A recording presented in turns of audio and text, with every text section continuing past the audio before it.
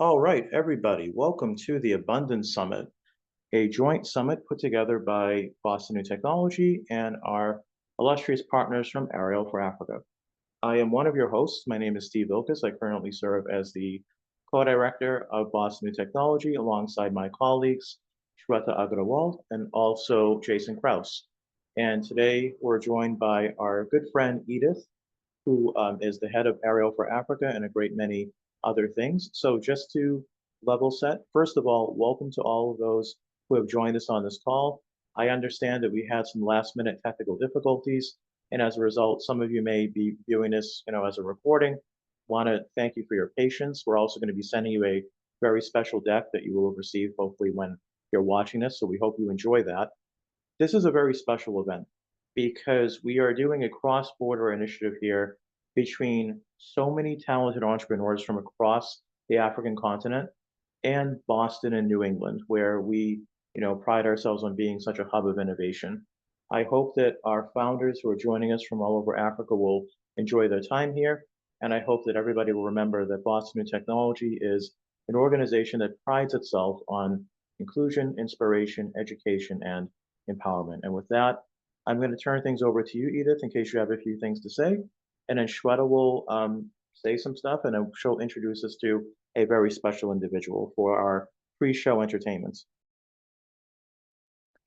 Thank you so much, Steve, for that intro. I think, first of all, just to welcome everyone to this amazing summit. When we came up with the word abundance summit, it really came from a place on the continent or in the US to really embrace an abundance mindset. And when I say the word abundance, I mean exceedingly abundantly above, like beyond expectation. I mean in excess. And when I talk about this, it can be in terms of their business, in terms of their creativity, in terms of how they lead their teams, in terms of how they approach their day-to-day, but just to have an abundance in terms of positivity, in terms of peace, in terms of joy, in terms of investing not just into their businesses, but also investing into themselves. Because at the end of the day, you are the business, okay? As a founder, if your mental health is struggling, your business will struggle. If your sort of environment, okay, is not conducive for you and your team, your business will be a reflection of that.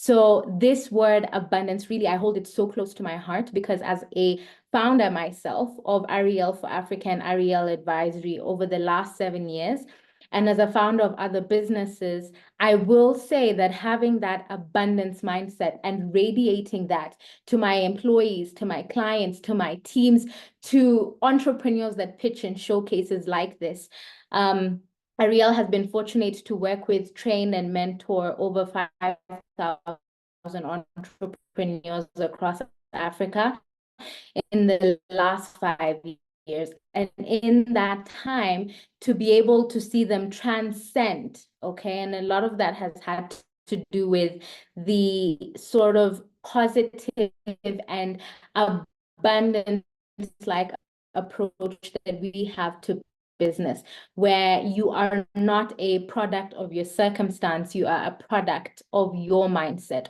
of your beliefs, of your day-to-day approach. So for you, whether you're pitching from Boston or you're pitching from Uganda or Nigeria or Kenya or South Africa, I hope that really you approach this knowing that everyone is here to listen to you from an abundant standpoint, and everyone that's here is here to celebrate you, wants the best for you, and our ecosystem at Arielle For Africa, at Prepare for VC, and at Boston New Technology is here to offer you a lifetime of support, a lifetime of success, and a lifetime of handholding on your journey. So we really do wish you the very best. To the audience, as you listen to these startups, I feel like share your feedback, share your thoughts, share your encouragement, share any resources. Sometimes it's a link, sometimes it's an introduction, sometimes it's something that they might not have mentioned or an idea they might not have thought through. Share that in the comment section, and we'll see how to compile that for the startups after this. And for anyone who's watching this later on, I hope that you can still do the same and put it inside whatever platform you're watching this on, or email us, okay, at support@arielforafrica.com, and we'll share it with our startups, and I'm sure Steve will do the same on the Boston New Technology side. So Most thank you definitely. so much. I also want to thank I also want to thank my team, of course, Steve and Shweta and Jason. They've all been amazing. On my side as well, Nandi has really pioneered this. She is unwell, so we do send her all the best possible thoughts, as well as Mumo and Sophie and all those people that were there behind the scenes when this was an idea a few months ago. So, I mean, I want to kick this off with all the good vibes, all the positivity, and sending you in the US all the warmth and sunshine from us down here. And have an amazing, amazing summit, guys. Thank you so much for being here. Thank you, my dear friend. I did forget one thing before we turn things over to Shweta. So I want to briefly highlight a few folks. Arina from Anima Global, one of our key partners, the Anima Global Women's Community. Also, HubSpot for Startups, led by our good friend Rafa Obando. Also, I want to thank Trevor Skeen from Patent Hacks, who came in right at the end to offer some really great perks for our startups. Startup Grind Boston, all the places. So this was last thing I'll say before I turn it over to Shweta. People are like, yeah, right, Steve. You got like 5 more things to say, but no, last thing I'll say is like, this was a coalition effort, and I think that speaks volumes as to the way that our communities do things. So with that, Shweta, I will turn it over to you. All right. Thank you, Steve. I'm so pumped up. Wow, I love the energy. Thank you, Edith. And, folks are trickling in. Right now, we have a special segment, amazing Alicia Overton. She is gonna share her journey. She is a very special individual, longtime member of Boston New Technology and Prepare for VC. She has been part of the BNT and Prepare for VC community for long, and which has helped her startup, which is the AAO Planner. And over to you, Alicia. Would love to know more. I think you are on mute. So yeah, awesome. I'm on mute, right? Thank you, Shweta, and thank you, Steve and Jason, for inviting me to come and speak. Again, my name is Alicia Overton. I am first a Jersey girl living in Chicago now, lover of travel, good food, and connection, which is how I got to Prepare for VC and Boston New Technology.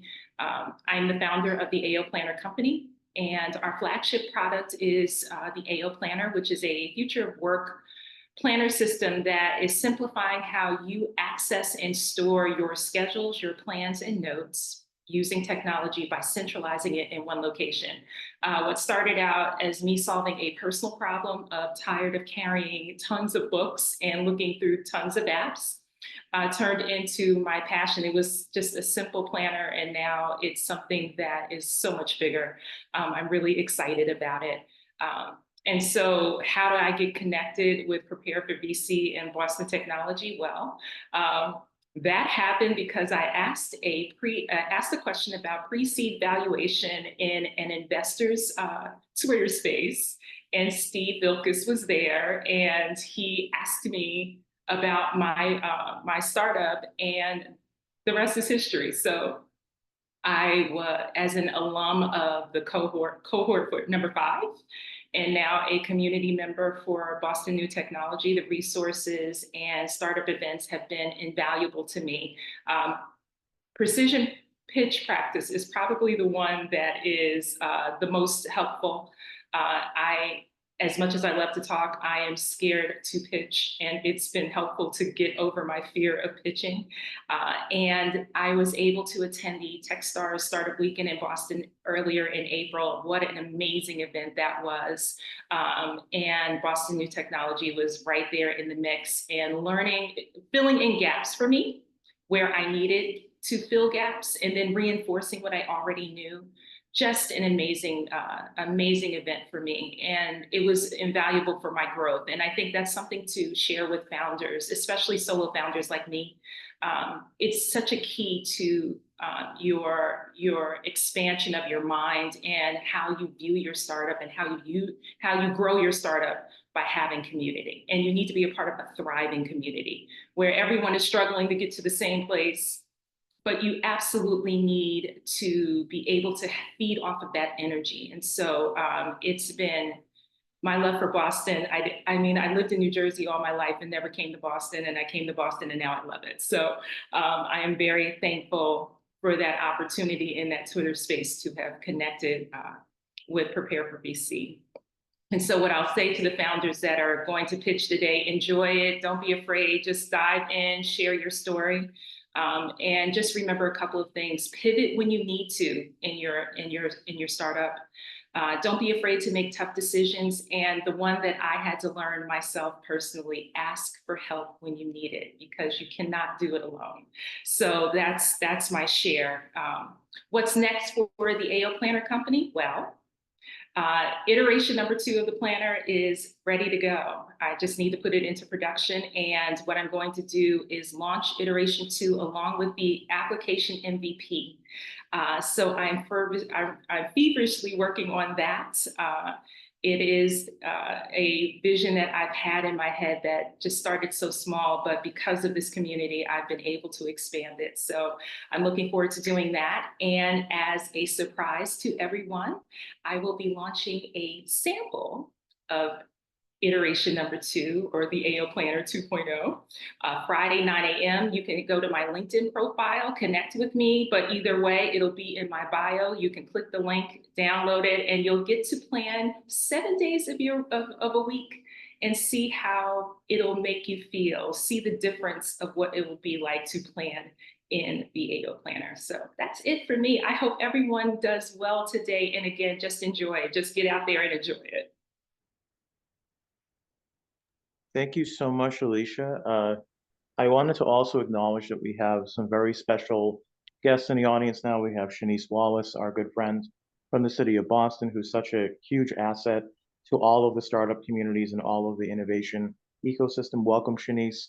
Sorry, I kind of put you through the laundry machine there with the technical difficulties, but you're here now. Everybody's here. That's great. Shweta, I think what we could also do, because we saved a bit of time there, I think we should introduce, so Irina, if you want to introduce yourself, and then Tawanda. Irina, Tawanda, and Shweta will be our mentors for today who are helping with some of the pitches in terms of like when the startups are done pitching. So let's hear from you first, Irina.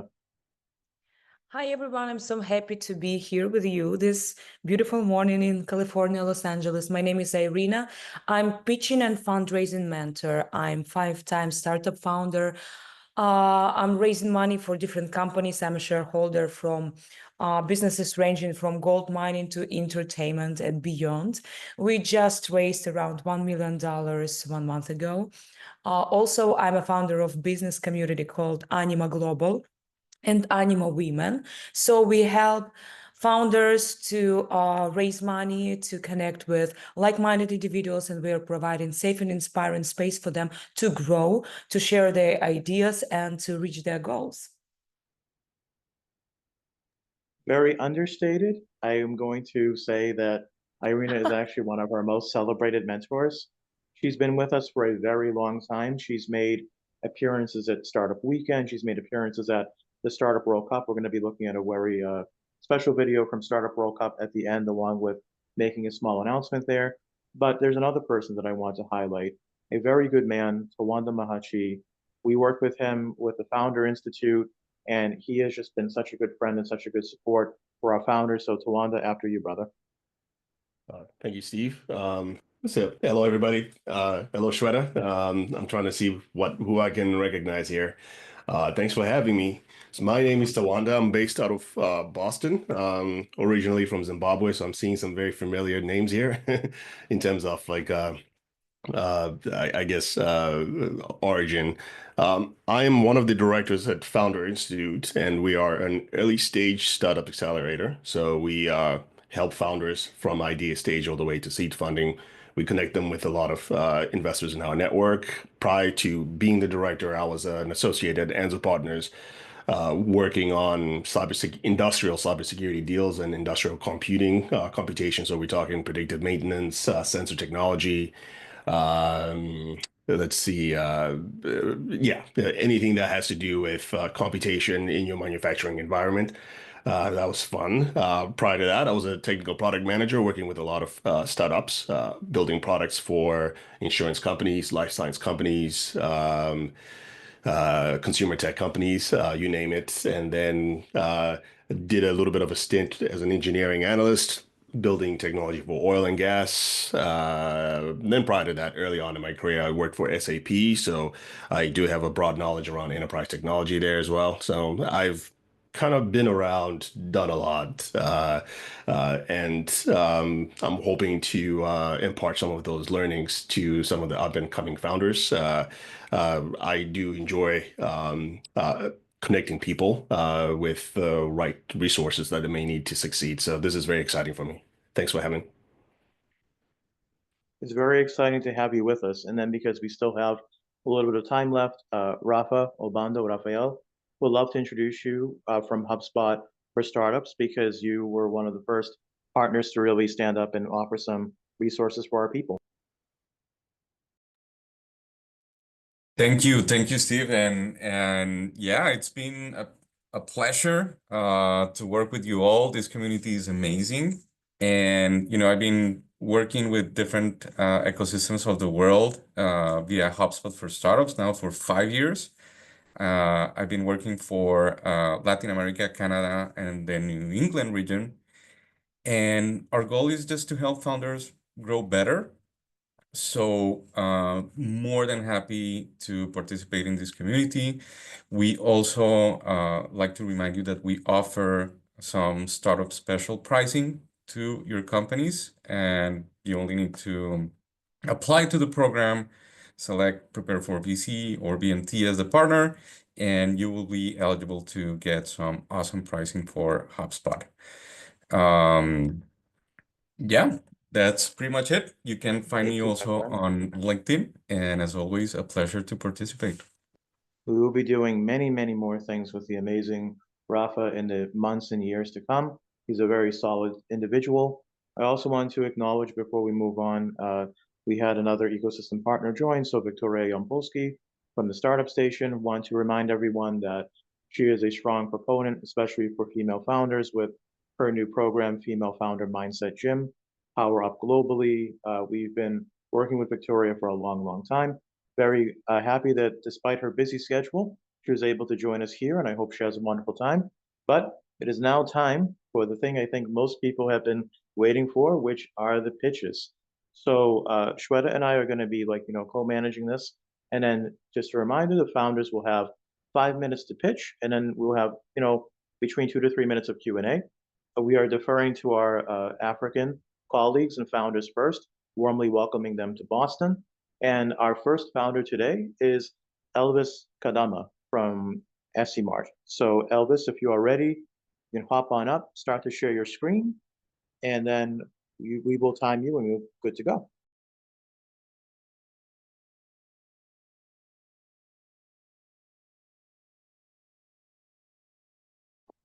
Oh, hey Steve, maybe I can pitch second because I'm having issues with my laptop is a bit slow. Oh man, I don't know. I Yes. don't know anything about what you're talking about with slow laptops, as everybody knows. No Yeah. worries, brother. So you'll go second. If that's the case, Tracy, are you able to present first? Will that be all right? Yes, let me just settle a little bit, but yeah. Of course. Yeah, take your time. While you're doing that, I want to, while you're getting set up, let me frame some things out for folks. So again, these founders from all over the African continent, and indeed, Arielle also supports founders from throughout the African diaspora. But these, Really need four the founders new that we laptop. have. Wow. Oh, Elvis, can you mute Uncle. yourself, please? Or can we, yeah, just thank you very much, my friend. As I was saying, yeah, these founders have done an extensive amount of preparation, and I want to just highlight Tracy really quickly while she gets herself ready. We had a pitch practice session not that long ago. I enjoyed it so much because founders like Elvis and Tracy and all the rest, they showed up on time. Edith was there with Jason and I, and Tracy absorbed the feedback like a sponge. And when we met one-on-one for a final pitch preparation session, and I saw her deck, everything was exactly followed and more. Like, so what you're about to see is something truly remarkable. And Tracy, I wish you only the very best. You can start whenever you're ready. Okay, perfect. Good timing as always. Please share your screen.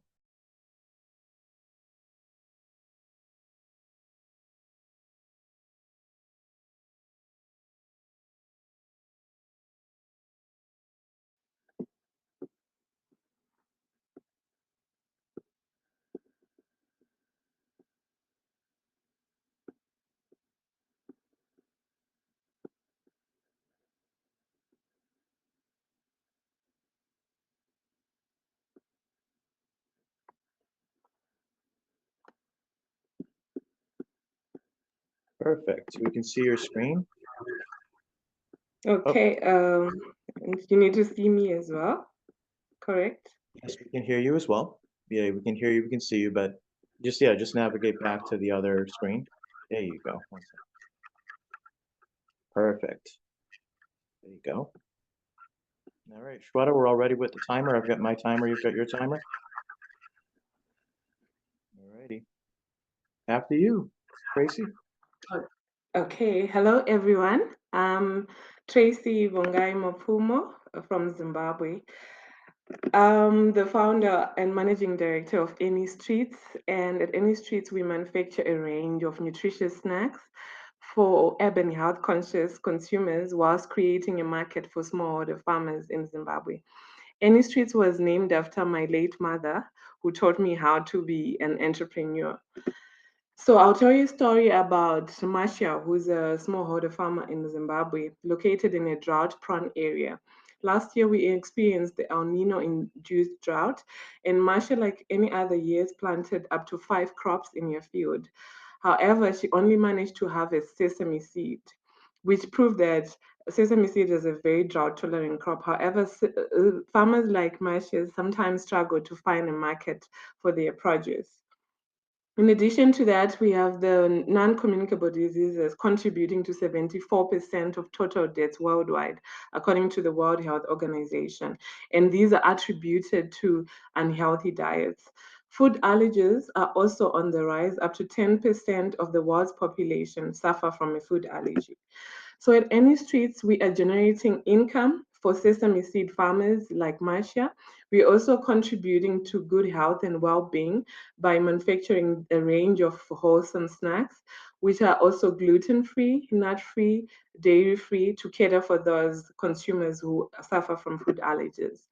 Here's what our beneficiaries have to say. Marcia the farmer, fitness coach Tatenda, who's always grabs our snacks, as well as Nick from Michigan. We are a team of 4. Myself, I'm a crop scientist. We have a chartered accountant who does our finances, sales, and marketing, a bookkeeper who does the admin, and then a production staff. We also outsource as and when we need extra hands. We work with mentors, a business expert, as well as a food scientist who validates our processes. So what we're doing is sourcing ingredients like sesame seed and other unique ingredients like baobab fruit powder, blueberries from farmers in Zimbabwe, and then transform them into high quality snacks. Then we sell to our customers directly as well as through specialty shops. Ever since 2018, we've managed to sell over 40,000 snack bars through 15 specialty shops at a 40% gross margin, and average annual revenue has been $5,800.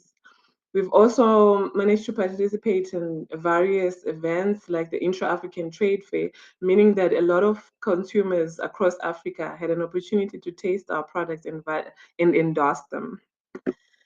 So currently, the healthy snacks market is sitting on 101 billion and is set to increase over the years. So ever since the COVID pandemic, we've seen a trend in healthy snacking. So we are strategically positioned to offer nutritious snacks and to also get a market a size that's significant.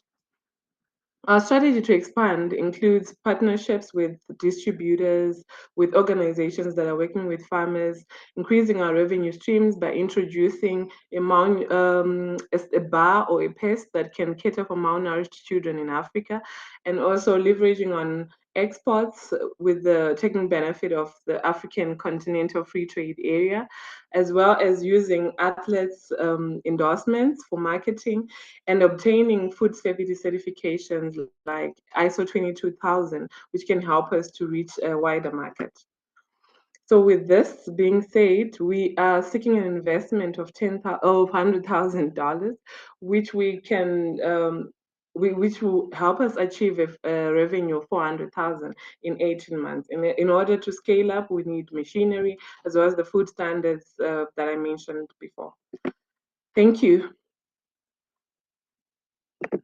So yeah, Essie's, Annie's treats coming to a Boston New Technology event near you because I want to try some of those delicious sesame snacks. And I thought that was a beautiful pitch. Very well done, Tracy. I'm going to release in just a moment to Shweta and the rest of the mentors, but I just want to say great job. You continue to impress all of us with your progress. One thing I would look at though, this is just for me, that I did not see until just now, is you're asking for 40% equity, or offering 40% equity. I would take a second Yes. look at that because that equity is a little bit on the high side for where you're at, especially, but that's my only feedback there. I will turn it over to Shweta. Okay. Thank you, Yeah, Steve. yeah, thank you. I loved it. I wanted to ask, like, what is your strategy to expand? I know, like, the expansion you mentioned about the partnerships, how you are trying to do that. So, for example, what is the plan of action for you? Okay. In terms of partnerships, first of all, would like to set up a Sesame Seed Outgrowers program so that we increase our social impact and we also become vertically integrated with our suppliers. That will reduce our cost of production because currently we are buying from a company that cleans sesame seed. So the price will be 4 times what the farmer is charging. So if we're buying directly from the farmers, we can increase the money that we give the farmers per kg, but we will also reduce our cost of production. That will reduce the cost of our snack bars. So that's the first strategy. And then secondly, distributors that can help us distribute our products to retail shops. So currently we are only selling to specialty shops and directly to customers, which will not be possible if we really want to expand to the kind of revenue we want to achieve. So if we work with distributors, then our products will be in every supermarket. We have food lovers here in Zimbabwe in Pick n Pay, which is not only in Zimbabwe, but in South Africa, in Botswana, in Zambia, in Namibia. So yeah, that's what I would say in terms of partnerships. Yeah, no, that's great. Thank you for sharing that. I love sesame seeds and I love like munching on the snacks. So that's a great thing. Like if you can expand, given like different countries and different regions that you want to expand, I think you're bringing a quality product. I'll, pass it on to Irina and Tawanda for the questions. Yeah. Thank you for that feedback.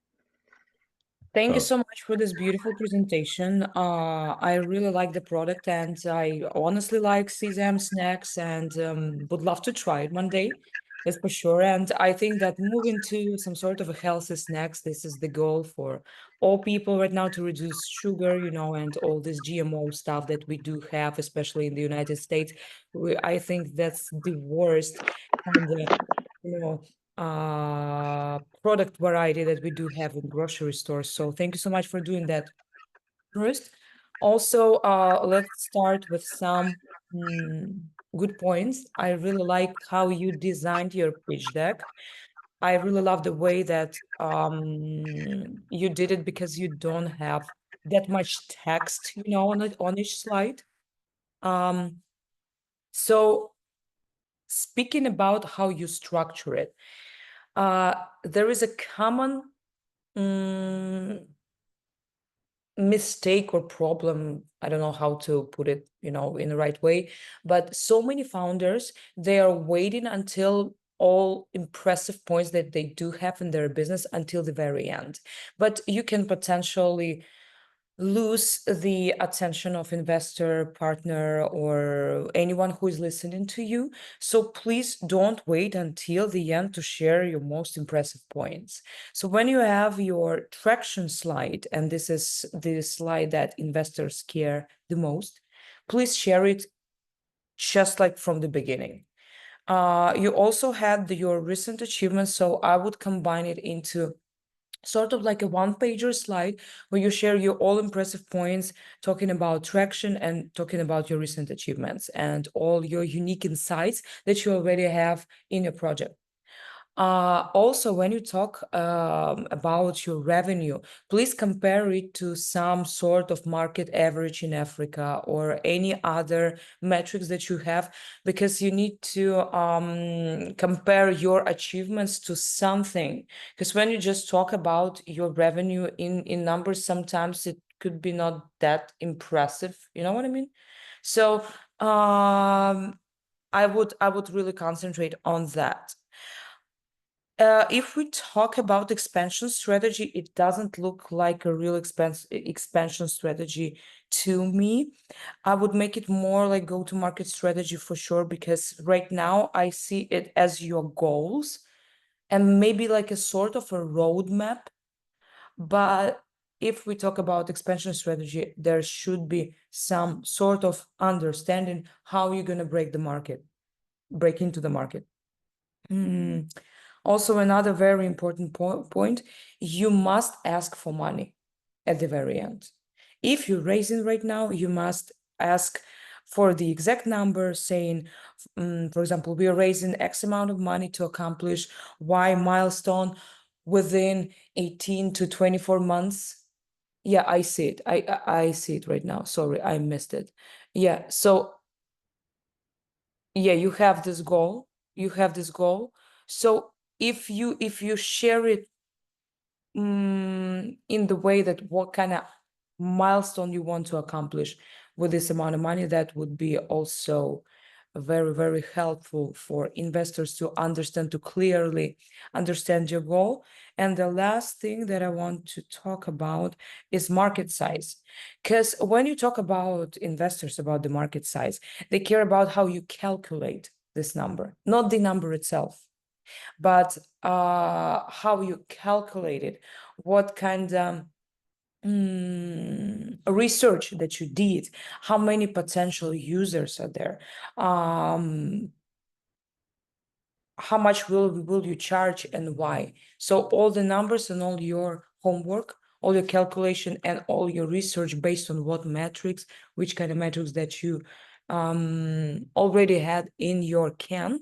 So I think this is the most impressive thing when founders, they know how they do calculate that market rather than just putting the slide from the internet.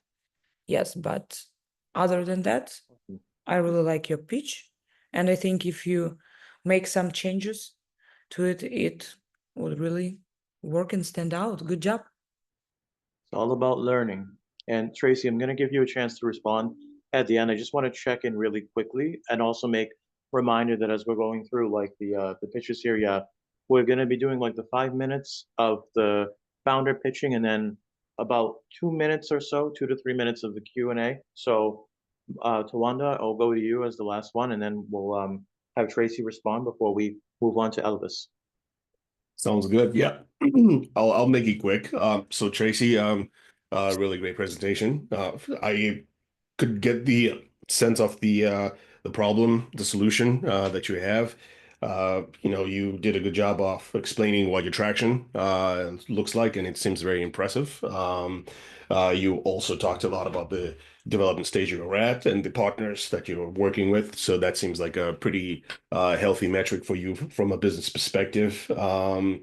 I'm gonna sort of hit on a few points. Also, what I like is the African snacks. You mentioned something about a baobab fruit. I actually have one on my desk right here. So I always carry something from Africa, which also brings me to the point about market size. I think from a market perspective, I do agree with Arena.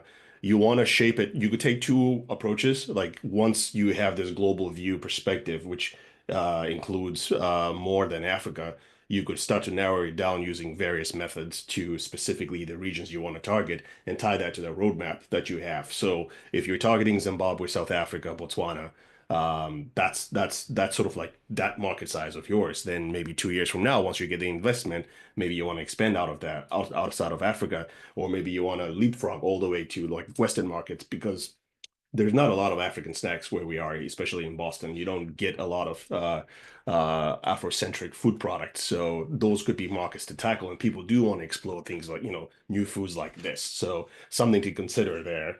I think in terms of uh, equity, I am a little more familiar with how things are in Zimbabwe. So I will say the cost of capital is very expensive. So 40% might seem high from where we are. I'll give you a good example if you want to make a comparison. Mortgage rates here in the US, interest rates are about 7 something percent.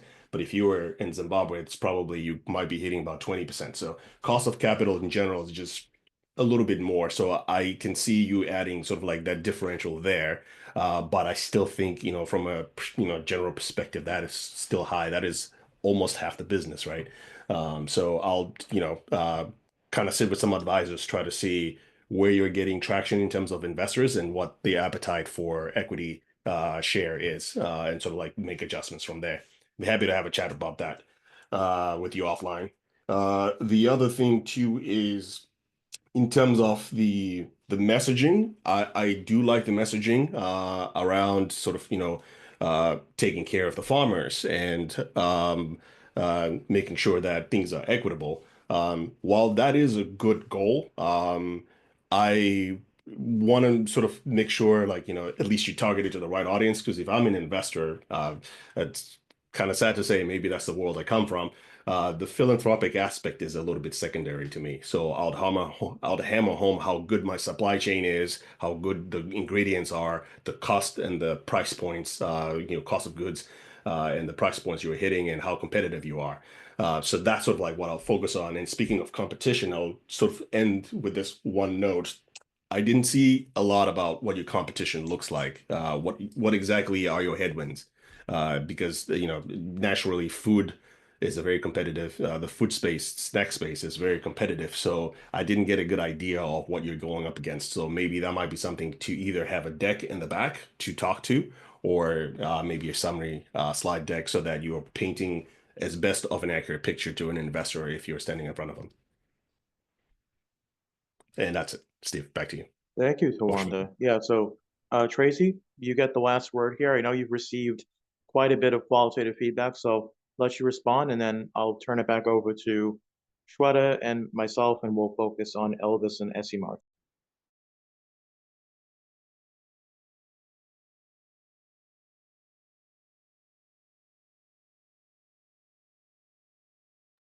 I think you're on mute, Tracy. Yes, you are on mute, Tracy. Sorry. Okay. So first of all, thank you so much for the feedback, and I really appreciate the support from the team to actually get to where the pitch is right now. And yeah, have a lot to do, especially on defining the market size. Thank you so much, Tawanda, for offering to take this offline. And yeah, right now I can't say much about trying to defend, but I'll actually just take in all the feedback, especially on the equity and the market size. I appreciate you all. I That should be it, appreciate Steve. you as well. And honestly, for all the folks that have been tuning in, Tracy is amazing when it comes to, again, absorbing feedback and then utilizing it effectively. And I want to thank our mentors for their expert guidance there. So next up, thank you again, Tracy. Next up, we're going to be going with Elvis Kadama from Essimart. Are you ready for us now, Elvis? I saw a message. Yes. Oh, yes. I'm ready. And a good evening from Uganda. Good evening. So allow me to share my screen. No worries. You should be good to go there. You tell me when you are able to see my screen. Thank you, Shweta. I know we've started screen sharing there. I was just waiting for me to be able to see it. Is it visible on your end? Yes, it is. All right. Very cool. Oh, Yep. it's We're moving. ready. Is it moving? It is. Yeah. Okay. Yeah, it's moving. So Okay, great. whenever you're ready, let's go. Good evening.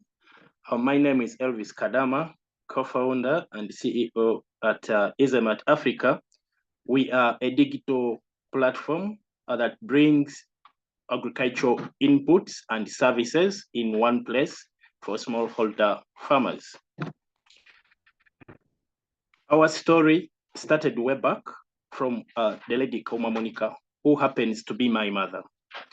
We grew up from a farming background, and we saw how our mother, Kauma Monica, was struggling to access quality agricultural inputs like the seeds, fertilizers, and equipment which are affordable.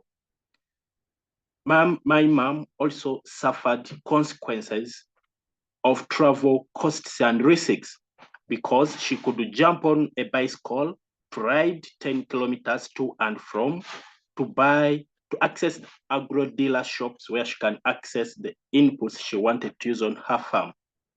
And all this put her life on accident risks, and she spent a lot of money repairing her bicycle because by then there was no motorcycles which are affordable for transport.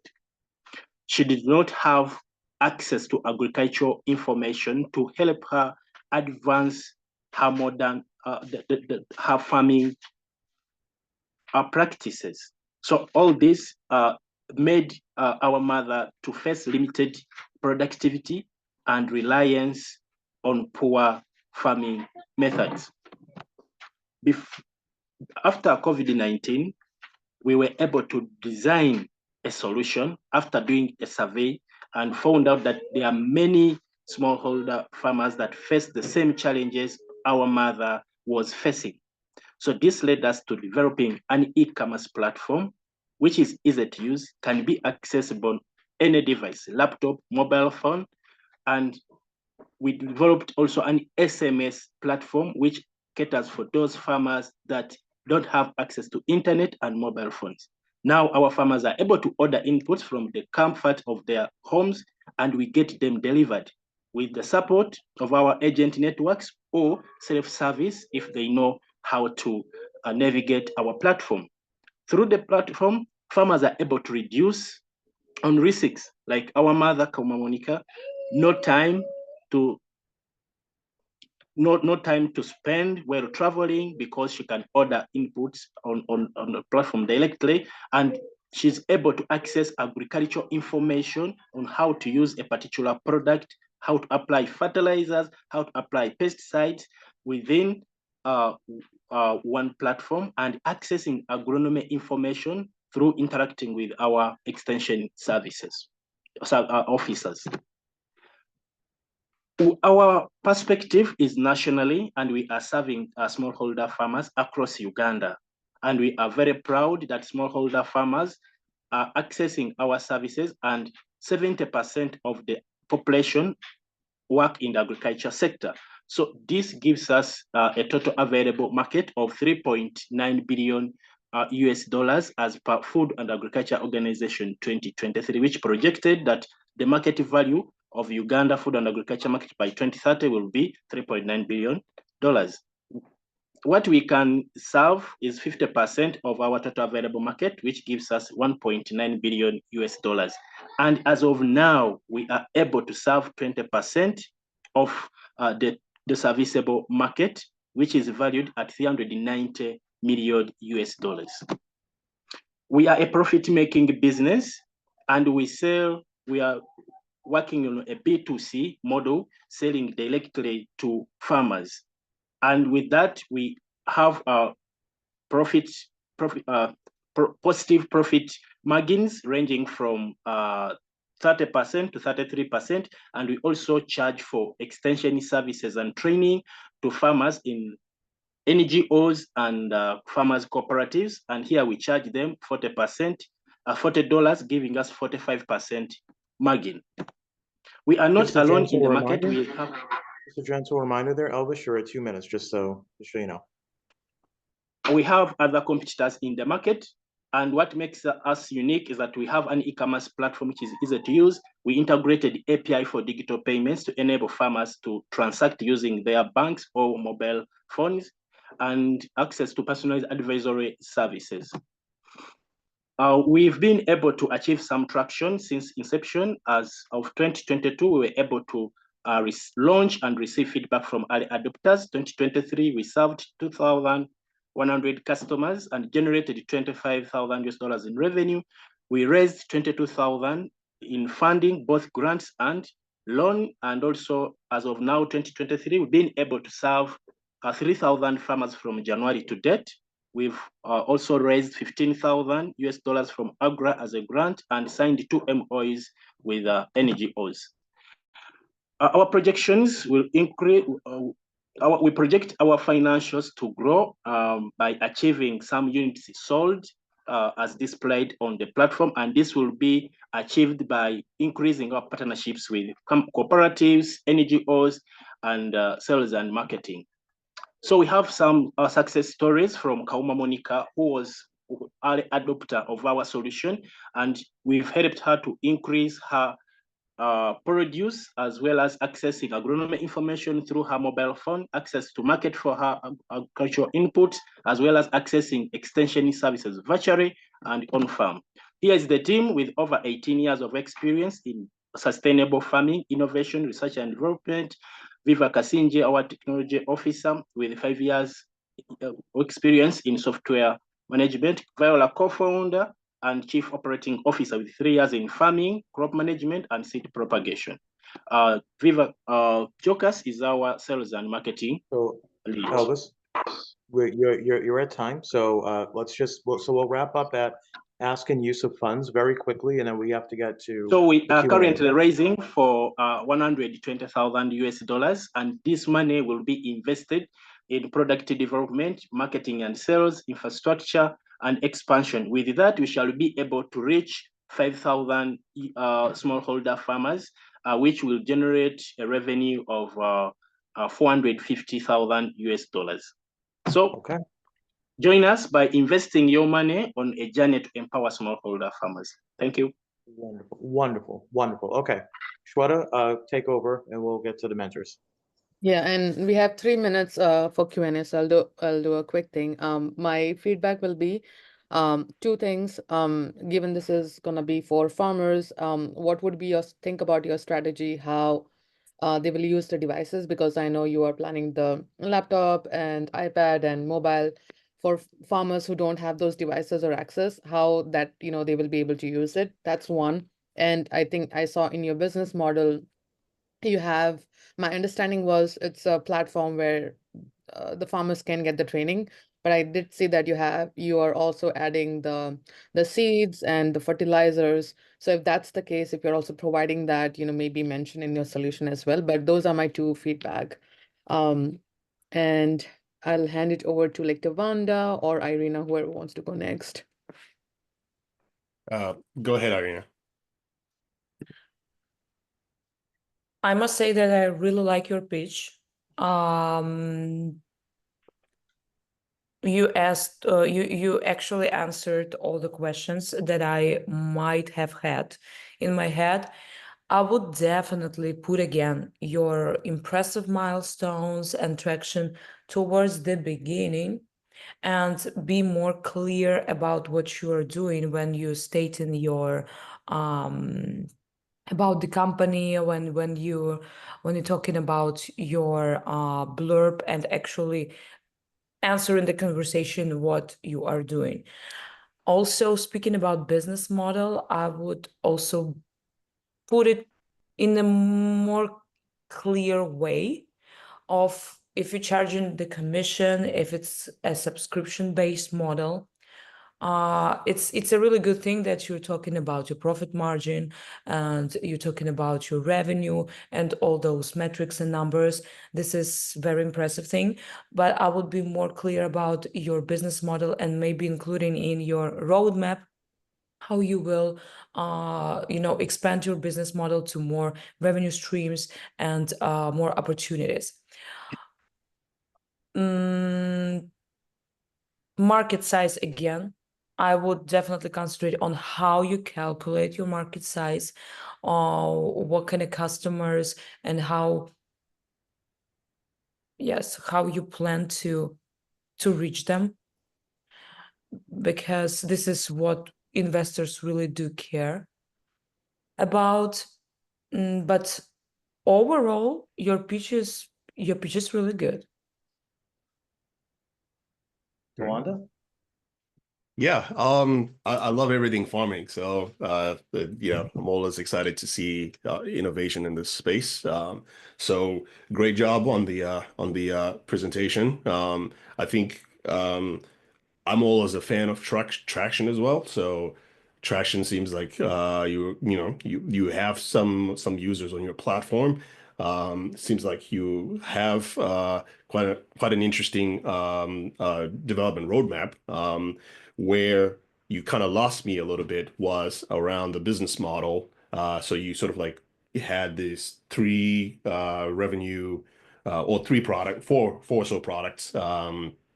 Showing the profit margins, and then on your revenue projection you had sort of like a unit number, and I wasn't so sure which one of those was one of the four products. Maybe I missed something there, so I'll get a little more clear on the business model, and also sort of like differentiate in terms of the revenue that you're getting, sort of like the distribution, which one is contributing more to your to your overall revenue goal. So if you were to be able to split it, so that if I was to give you money as an investor, I'll be able to say, hey, give some strategic guidance like, okay, you're making more money here. Let's dig a little bit deeper and sort of like expand that. But that's a conversation for a later time. But at least those breadcrumbs need to be at least, sort of like set and present and be visible. The other thing I'd recommend is in terms of marketplaces. I think you essentially have a marketplace, and those get to be a little interesting. They could either take off massively successfully, and part of that kind of formula is building a community. And I would have loved to see a little bit more of how you're enabling that. It takes a little bit of trust, especially with farmers. I think you want to establish that, and sort of seeing how you're making inroads and acquiring customers. A little bit more of that story would have been helpful. So maybe in the future you have technology enablement because you're a digital platform where you partner with somebody like Airtel, maybe, to sort of, give farmers the devices that are cheaper but allows them to access your platform. That could be something that you could take a look at. There's also one key thing that I also missing, which is what you consider a small holding farmer. Like how many hectares are we talking about? So going back to the market size, you could then make sort of like a bottoms up calculation to try to figure out, who you're defining as a small holder farmer. Is it between 1 to 5 hectares? Or is it 1 to 15? I'm not so sure. So that wasn't clear because essentially everybody, if you grew up in Africa, almost everybody could be considered like a smallholder farmer because they kind of grow something at some point in time, or they keep chickens in their backyard. But what are we talking about in terms of that market size? Because that will then inform me, okay, really the size that you're going for, that you can obtain is this much, and you're valuing the business at a right fair price. And I think it is worth that $120,000 that you're looking for. So, these are questions I would ask if I was on the other side of the table as an investor, right? But I think overall, there is a lack of platforms to give access to products like this. I think that's what makes farming very expensive in Africa. So you're doing a great job trying to sort of like make inroads in solving that problem. So great job on that.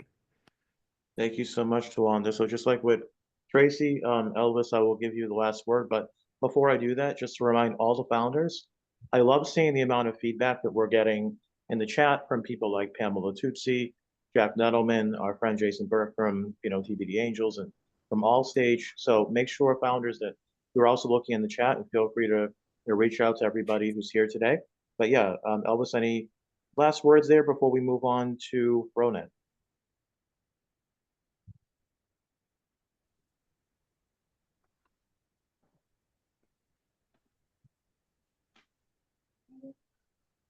If you're trying to say something, you are mute. Oh, you're not muted. Elvis, any last comments before we move on to Remy and Fronet?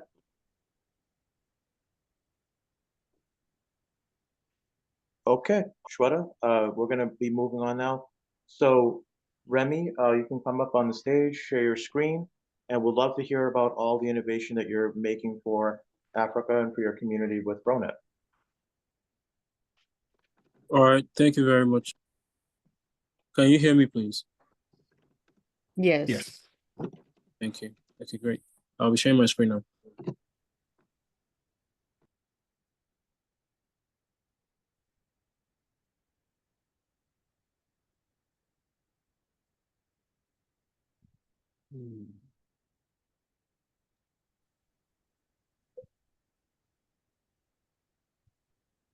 Sorry. Don't be sorry, take your time.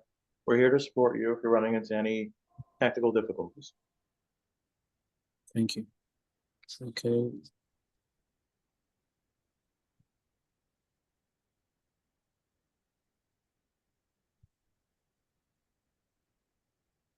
Please confirm that you can see my screen. We can see, yeah, we can see your deck. Okay, that's great. Thank you very much for the opportunity to speak to you. Thank you for your time. Is there My a name way is- to move my, 1 second, Remy, is there a way to move my, maybe if I stop speaking, I'm going to stop speaking. Go ahead. Okay, so welcome. I'm Remy and I am founder at Fronet. Fronet allows users to enjoy more than 500 gig of internet a month for just $7. Now, the problem in Africa with Africa's internet is that it's not price, it's value. Good internet doesn't have coverage outside big cities. Internet, for how much we pay, we don't get enough data.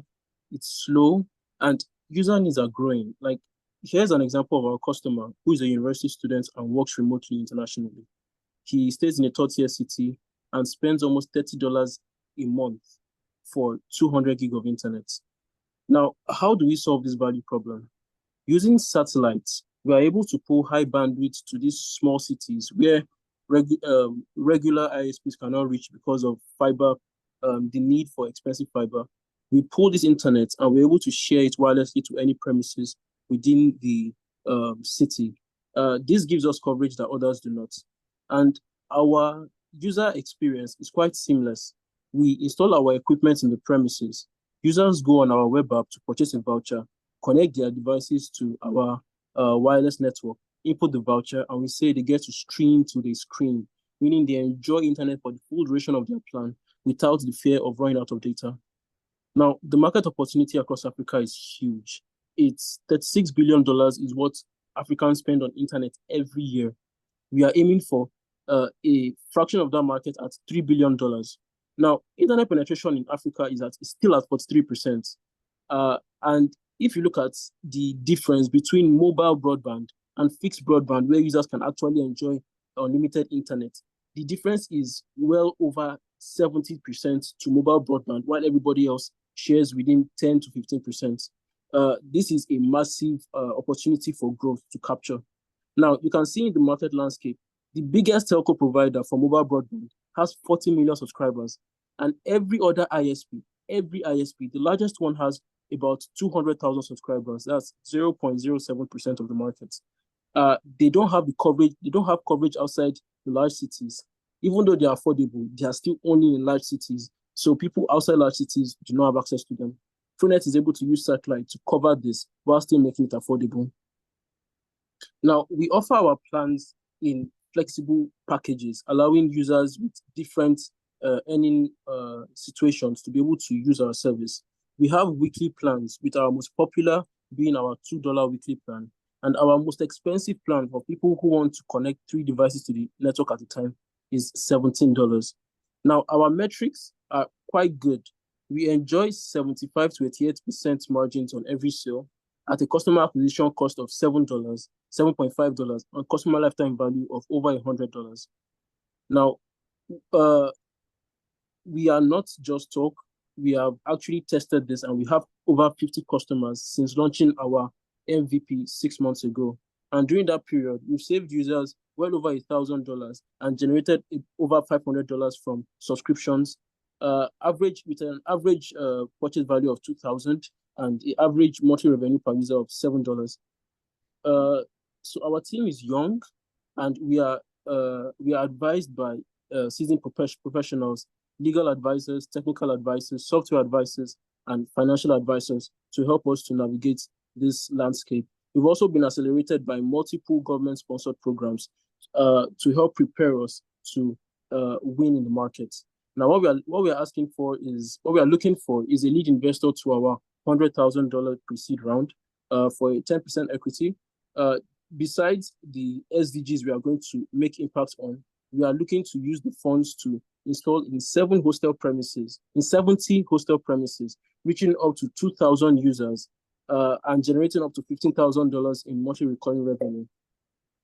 Now, our growth plan, after we've raised this 100,000, is to grow at a rate of 100 hostels every year for 5 years to reach a closing balance of $1 million, turning $100,000 investments to $1 million without the take of debt or extra risk capital or extra risk funds. Now, of course, we do intend to raise funds, but to help us to bleed scale. That's what we are bringing to the market. Our customers are saying some pretty nice things about us. They love what we are bringing to them, and we are hoping to bring this to millions of other Africans. Thank you. Thank you, Remy. Lovely presentation there. As you know, I got to know a little bit more about your startup this morning, and I'm super excited about it. So, Shweta, after you, and then we'll hear from our experts. Yeah, thank thank you. Yeah, thank you, Remy. Great presentation. I think you covered pretty much. It's a question, like, I know, so your model is beat like to hostels, like dorms. What made you, are you also, so my question is more on the expansion, like, are you thinking of just the hostels or also some direct users if someone wants to use that? Was there a strategy behind you wanted to target the hostels or dorms first? And maybe you can Yes. tackle, okay. And maybe, go ahead. Okay, so our strategy is similar to what Amazon noticed. If they want to dominate the entire market, they have to start with a specific market. The reason why we are choosing dorms is because there are over 200 tertiary institutions in Nigeria with at least 10,000 students in each one. And most of these tertiary institutions, over 80% of them, are located in the cities we aim to target. So if we scale following these dorms, we would create a presence in over 200 cities. And then from there, we would then expand our markets to businesses and families, direct users. I hope that's it. Yeah, no, it does. Like, that's what I was thinking. Like, that's great. Like, you have a strategy, you wanted to focus on the students or the, and then you're planning on the professionals. I think that will give you a feedback loop as well. So, yeah, you did answer my question. And I'll hand it over to Irina or Tawanda. Beautiful presentation. I would say incredible one, but I again would state it that you don't have to wait to share your impressive points, because especially when you talk to venture capital funds and you talking to investors here in the United States, it's not about pitching for 5 minutes, it's about sometimes pitching for 20 seconds. And you're winning the next 20 seconds every 20 seconds. So they need to listen to your pitch. And I heard so many stories when founders are pitching and they kind of saving those impressive moments, cherries on the top till the very, very end. And when they say it, it's like, really, we would have listened to you if you share those impressive points in the beginning. So just make sure that you know your unique insights and you share it at the very, very beginning. So anything else should be, unfolded in the way that people are already interested in your product. I agree with Shweta. I had the same questions about the direct sales and about kind of like your scalability strategy, how you want to scale, how you want to reach more revenue, more users, because I think that with a product like that, you could expand maybe faster if you're not just concentrating on hostels. But you perfectly answered that question to Shredder, so I don't have that question anymore. Also, talking about competition, I would definitely concentrate on the unique advantage that you have. If, for example, we are talking if Starlink or any big, Titan is entering the market, how are you gonna be the one that people choose? And do you have something in mind how you basically can handle this kind of competition? Okay, thank you for the question. The MVP that we launched was very intentionally located in a building where users already use Starlink. It was to help us, was to push us and stress us to the point where we have to make a product that's comparable to what people who have used Starlink use. And well, we've converted a few people from Starlink based on the fact that, yes, Starlink is like a high-end product. You have to spend up to $400, $500 to acquire hardware. And you have to spend at least $40 a month to stay connected. With us, you spend $0 on hardware, and you only spend less than $20 a month on staying connected. So we are like Starlink for Africa, basically. So Irina, are you done? I'm done. I'm done. Thank you. Okay. Yeah, all good. Okay. Yeah, no, Remy, this is pretty great. I think if I was to pinpoint one big issue that sort of, stifles like progress in Africa, it would be network infrastructure. I think solve that, I think we're gonna see amazing things coming out of the continent. So this is really good. I absolutely love it. I do like that you're providing cheaper alternative costs to access. But I do also have some questions around sort of like the capability and the architecture, right? So who's providing you with who owns the satellites? Like, you know what I mean? How are you able to sort of provide low cost satellite routers or receivers? Because you said your hardware costs are free, right? Yes, it's not exactly like our hardware costs are free. Okay, first, our satellite provider is, for the MVP, is Starlink, because with everyone else, we get about 50 Mbps for almost $200. But with Starlink, we get 200 Mbps for about $50. So we use Starlink. Then we are able to work with hostel owners, because it's private hostels or the school, or if it's a hotel, we work with the hotel owners. They would purchase the equipment, so it's the hotel's assets. Then we provide bandwidth, network management, cybersecurity, everything, online payments. That way, for the customer, equipment is free, and all they have to do is bring their device and connect. Then for the premises owner, it becomes an added source of revenue for them. That's how we're able to scale, basically. I hope that answers. Okay. How much does the hardware cost? For Because someone has to take on the cost, right? At some point, is it you, or are you offsetting it to some other partner? How much is the hardware? For a whole building, it costs about $1,000. And 1,000. yes, and the hardware should last about 5 years, and from that $1,000, we'll be able to generate close to 10,000 over the course of 5 years. Okay. Yeah. So I have a lot more questions, but I know we have a time limit. I have some exposure to that industry. That's why I'm sort of like asking some of these questions. So it does, if you did not have Starlink, what would you be using? You know, if you did not have, yeah, what's your long-term goal? What are you going to use?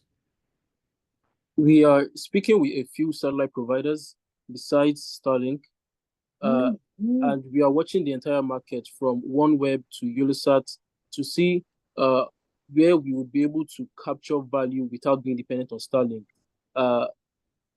We have also spoken with Nigeria's official satellites. We've spoken with their engineers. They do not provide as much value as Starlink because their satellites are much farther than Starlink and much less.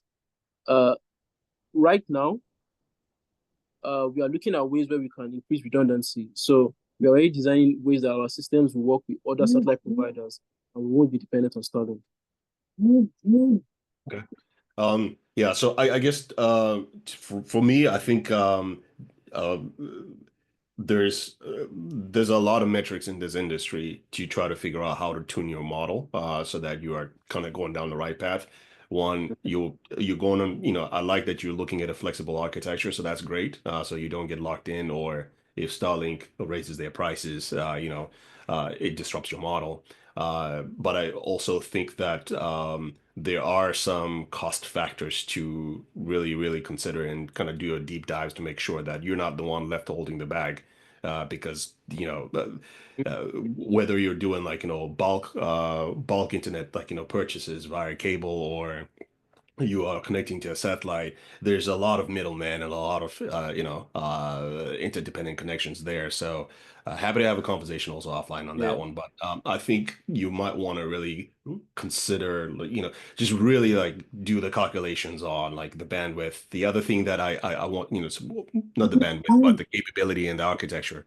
The other thing I wanted to talk about was juxtapose your capability around not just cost, because raising the price down to the bottom is always it's not necessarily a bad thing, but it's not necessarily a good, value driver. You want to showcase maybe your bandwidth, maybe contrast MTN's coverage versus where you guys will be doing the coverage and why you think that you'll succeed in that case, because raising down to the bottom in terms of pricing, you might lose that one because you don't have your own satellites. You also don't have, you're a new entrant. So you're fighting against incumbents that are looking to solve the exact same problem that you're trying to look at. So I'll add a little bit more there on the contrast when you're comparing with the competitors. But really great. I'm excited to see where this goes. I think it's really, really much needed. I completely agree with you, Tawanda, and I know you got a lot of other folks in the chat, praising you for your points there. So, Remy, I definitely recommend you connect with Tawanda, connect with Irina, with all of our mentors. Of course, we're going to be supporting you too from our side. But last but not least, from our African ensemble, we're going to be speaking with Charles and Beba Baggy. So, Charles, you let us know when you're ready to present. Just, the routine. Come on up, share your screen, and then we will be timing you for 5 minutes. Hi, good evening, everyone. It's evening in Kenya. I hope everybody can hear me. Yes, we can hear you. Perfect. Loud and clear. And my screen, is it visible? Yeah, we can see your screen. Got it on Google Slides there. Oh yeah, you know what to do. I'm just gonna sit back, relax. Right, let's roll. Ladies and gentlemen, let us take a keen look at that picture. If you have visited any big African city, then you relate with the message that is being displayed here, or at least you know somebody who does. But let's talk a bit about Nairobi, where I'm from, and Kenya as a country. So Nairobi in itself is an epitome of economic success among its sub-Saharan counterparts. But the same city hosts over 2.5 million daily average commuters who move into the city center to run businesses, run errands, or simply report to work. Now, Kenya as a country is the 56th largest e-commerce market with a predicted revenue of over $3.2 billion. In fact, it's the fastest growing market in sub-Saharan Africa. And the East African region has over 200,000 non-online retail businesses. Now, I know the question you're asking is, how are these two related? Ladies and gentlemen, my name is Charles Oduk. I'm the founder of Beba Baggy and the group CEO at Pike Limited. And I'm about to take you through a very interesting journey. I don't know if you're aware, but Nairobi is the 9th most unsafe and insecure city in Africa, with a crime to safety index of 59 to 41. In fact, over 53% of all cases reported to the authorities are as a result of theft, mugging, robbing, and loss of items. But at the same time, if you actually look at the online retail and business e-commerce platforms, there's over 10,000 non-online retail businesses. And this figure actually extrapolates to over 200,000 non-online retail businesses, or what is commonly known as e-commerce, in East Africa. I mean, we just saw one of them present here. Now, the two problems we're facing, we are trying to solve here, is the loss of valuables through street theft and robbery stroke mugging, while on the other side of the e-commerce platforms, there is a lack of secure and accessible drop-off, storage, and pickup station in fulfilling efficient and cost-effective last-mile delivery and logistics supply chain. Welcome to Bebabegi. We offer secure short-term storage in the form of smart connected IoT e-lockers. Just the same way you use your ATM.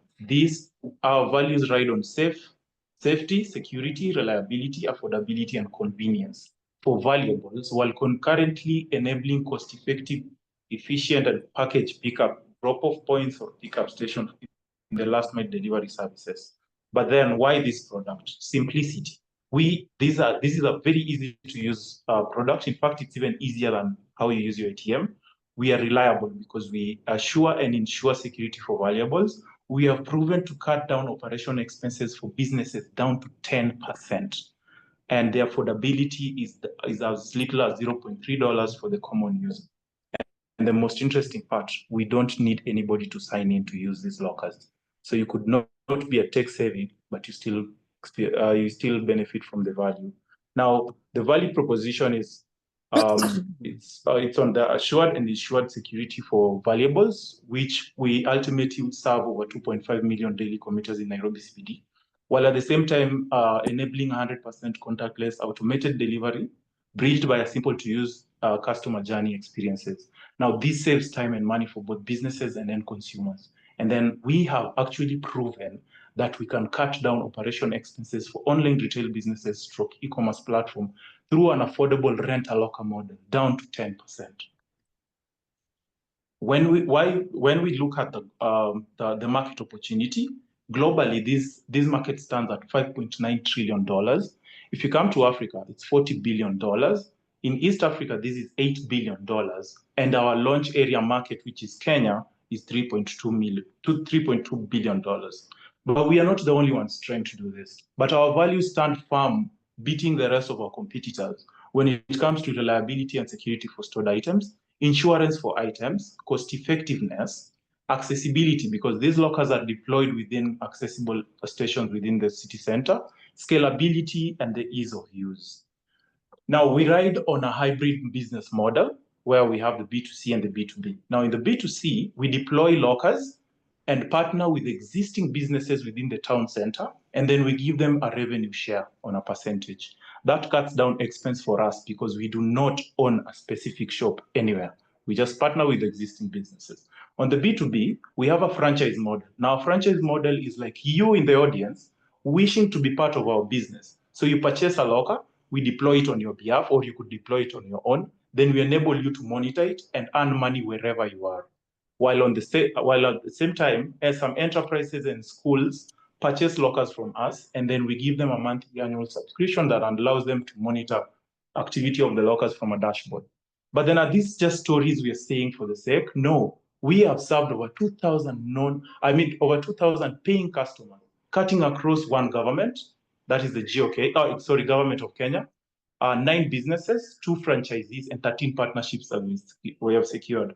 These have earned us close to $20,000 in revenues, and we have a hot lead wait list of over 36,000 right now as we speak that are just waiting to commit. We are a team of dedicated and we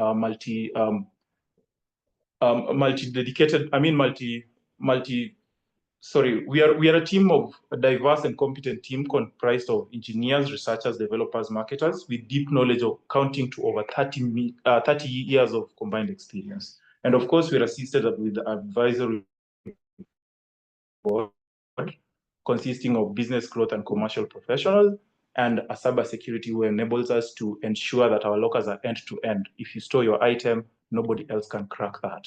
Now, we are raising a pre-seed round over $500,000, which will give us a mileage of 18 months before we break even, according to our projections. Now, we are looking at rolling our latest locker model, which we only have one so far in the market. We plan to increase from 11 sites to 30. We plan to increase usability from the current 5 to 15 and expand our market reach to 3 million, as well as human resource, and stealth MVP in other markets like Rwanda, which have already expressed interest. Ladies and gentlemen, join us in redefining security for valuables through short-term storage, through secure short-term storage tech for Africa. Thank you. All right, thank you very, very much there, Charles. So just a reminder, we're at 11:20 and we do still have 5 additional founders who have been waiting patiently and they need to pitch. So we're going to go over to our expert feedback. Of course, Shweta, you go first, and then we'll go to Irina and Tawanda. Of course. Thank you so much, Prince, for sharing that. Few comments. The introductory slide, I was a little confused. It was happening, a lot of things were happening in that particular slide. So presenting what exactly is the problem that you're trying to solve, because my initial understanding was, they're like thefts and everything, and people are like stealing the packages, and that's why the solution. My question or comment will be like, if these are the storages, are you planning, like if people get packages, this is the storage they're expecting them, for example, Amazon, if they come and they're going to store in these storages that they have, or where exactly they're going to use, like how this storage will be useful. That's what I was not clear about. The second part was, what is your installation strategy? What locations, what areas are you planning to create this installation, the storages, so that people can have access? If you have done any research, that'll be great to see. And the size, and I'm sorry if I've missed it, like how the business model, for example, what I know this is a short storage, but what are the pricing? If it's like depending monthly, yearly, annually, what are you planning to have those? And yeah, I think those were my comments and questions. And I'll hand it over to Tawanda or Irina. Should I answer those before I move Sure, on? if you Because can, yeah, go ahead. If you have the answers, yeah, let's do a quick answer. Yeah. right. So yeah, so what happens is when you buy something online in Nairobi, you'll have to wait for or rather the seller has to wait for you and make calls, frequent calls, blah, blah, blah. So what we are doing is we are offering rent a locker model where if you're selling online, you can actually sell through a platform and then the user can come and pick through the lockers. Now the pricings are basically within our website where the user can be able to easily access them and know how much they will be billed either monthly or hourly. So if you scroll down to pricing, and so the user can basically just toggle through this and you can see the prices are changing, the same to monthly rates, but only you're intending to rent the locker. Yeah, thank you. Yeah, it will be good to see this in the deck because, if you can, like later on have like, if not, have a 30 seconds of product demo in your slide where you can show like how it actually works, because not the installation, but the pricing or even just a screenshot. Thank you for answering my question. I Over to agree you. with Shweta, with all the feedback that she gave. I also would love to see more clear and concise first slide, because it's basically the beginning of your story, and it really helps a lot when you see less text and less information and everything is clear about your product. But I think that your presentation is amazing. What you clearly understand the problem. You're giving a very an incredible solution based on the market and the customer behavior and everything that is happening around that. So I truly think that this product has a great potential. The only thing I would say, maybe concentrate also about the competition. If you don't have any competition right now, how are you gonna beat it if it's gonna be, in the future? And what kind of also your unique advantages, your unique selling proposition to customers, how you're gonna win your customers, win their trust over the years and make them use your lockers and maintain the LTV metric as well. So those are my 2 cents. Thank you. Thank you very much.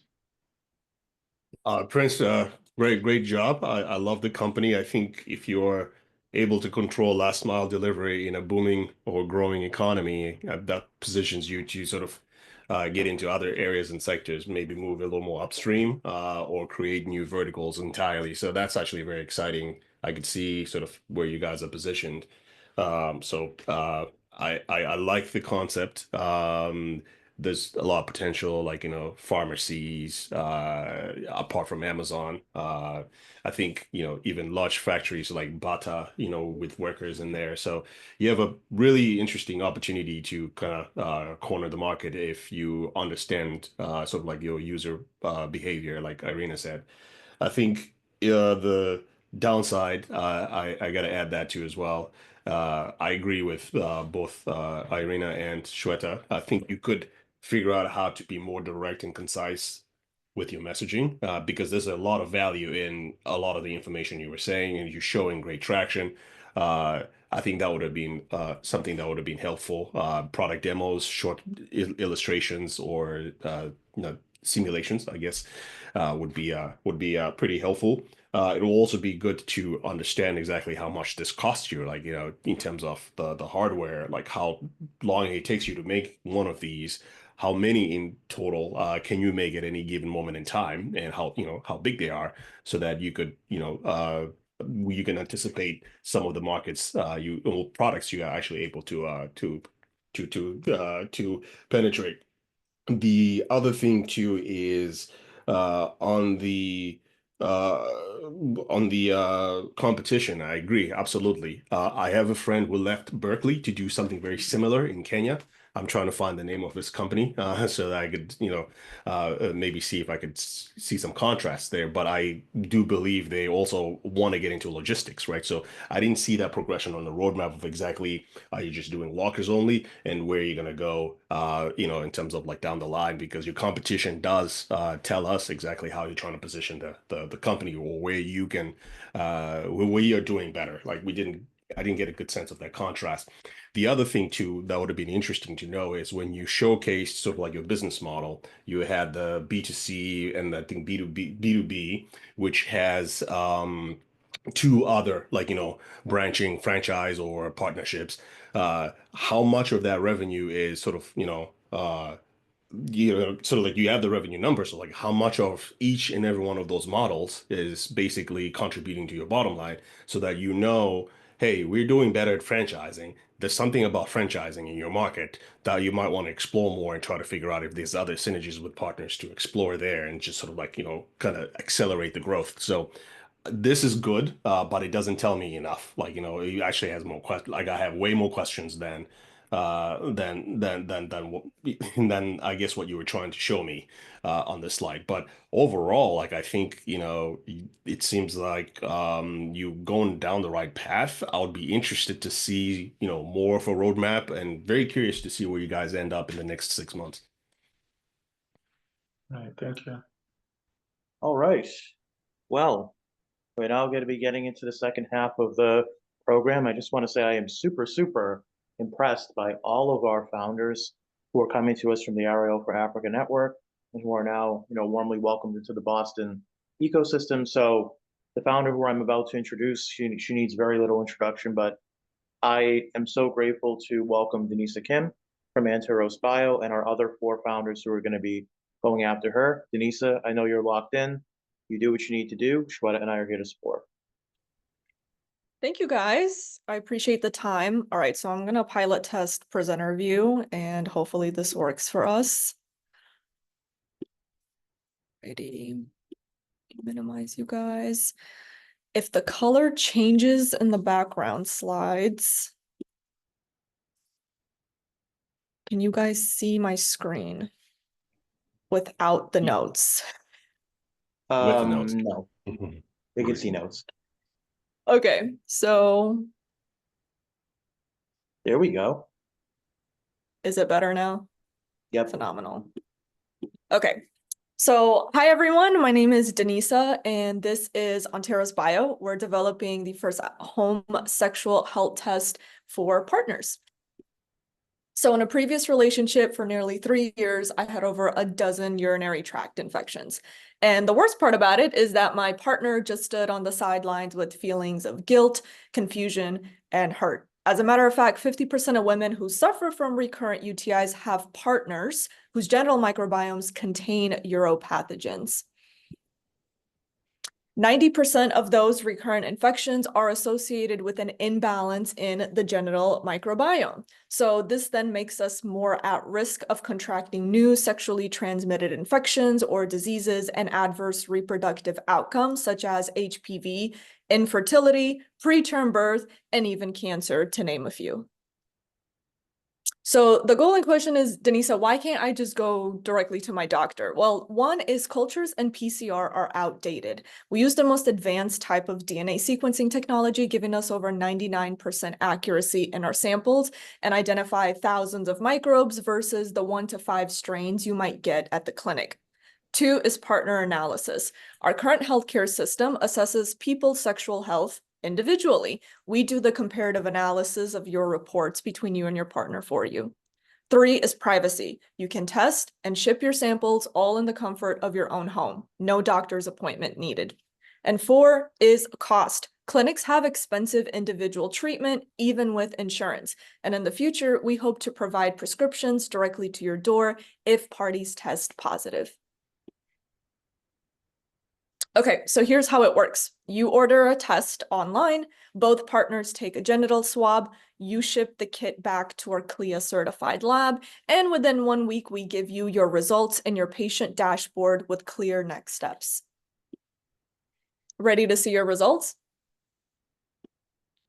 Meet your microbiome. So microbes are broken down into 3 categories in your patient dashboard: protective, neutral, and disruptive species. You can export reports as PDF for your doctors to review, and you can track your microbiome changes over time because factors such as new partners, pregnancy, menopause, and treatments like antibiotics or antifungals and probiotics can affect your microbiome. As you go through life, you may also want to add new partners, so you'll sync your results with them, and we'll do all the heavy lifting for you to give you an Ontario score that will quantify your risk of recurring infections in the future. The global at-home diagnostics market is hovering at 46 billion, and adjacent markets in the telemedicine and telehealth space, or overall health and wellness space, are hovering over $1 trillion. We have a direct-to-consumer business model with a one-time purchase for those that are just curious and want to be proactive about their health. But obviously, we want to urge for the membership subscription so you and your partner can track your microbiome changes over time. So this looks like 4 tests shipped out per year or taking a test once a quarter. We have the most comprehensive results with the most competitive pricing under short turnaround times. And as we start to collect samples, the partner data will be proprietary to our company. I am the solo founder and CEO. Together, we have over 80 years of experience with every woman in the company having suffered from at least one women's health condition. So for us, it's very personal. I've bootstrapped Ontario's from the ground up. So for the first time ever, we are opening our fundraising round and asking for $2.5 million on a post-money valuation that will assist with future R&D efforts, team expansion, and getting FDA clearance. Thank you for your time, and we hope you'll test with us next month. Thank you, Denisa. Wonderful job. Shweta, it's up to you. All right, thank you so much. Great presentation, Denisa. I do have a few comments and questions. Maybe thinking about microbiomes. I don't know if everyone knows that. So thinking about if someone is not from the medical background, like how they can understand what that means, because it does plays a big factor in the dashboard. So that's one thing. How do you also make sure the data security, right? Data safety, for example, the PHI, it's HIPAA compliant. Are you taking any? 100%. We have to build things that are HIPAA compliant right now in the dashboard. So we're taking all the necessary precautions, which is why we've been building slowly. Okay, awesome. And the last question, I think you have covered that pretty much so the business model is included, right? I think the app, the access to the dashboard and the swaps, everything is like a bin package. So that's great to see. I think that's all I had from my side. And over to you, Irina and Tawanda.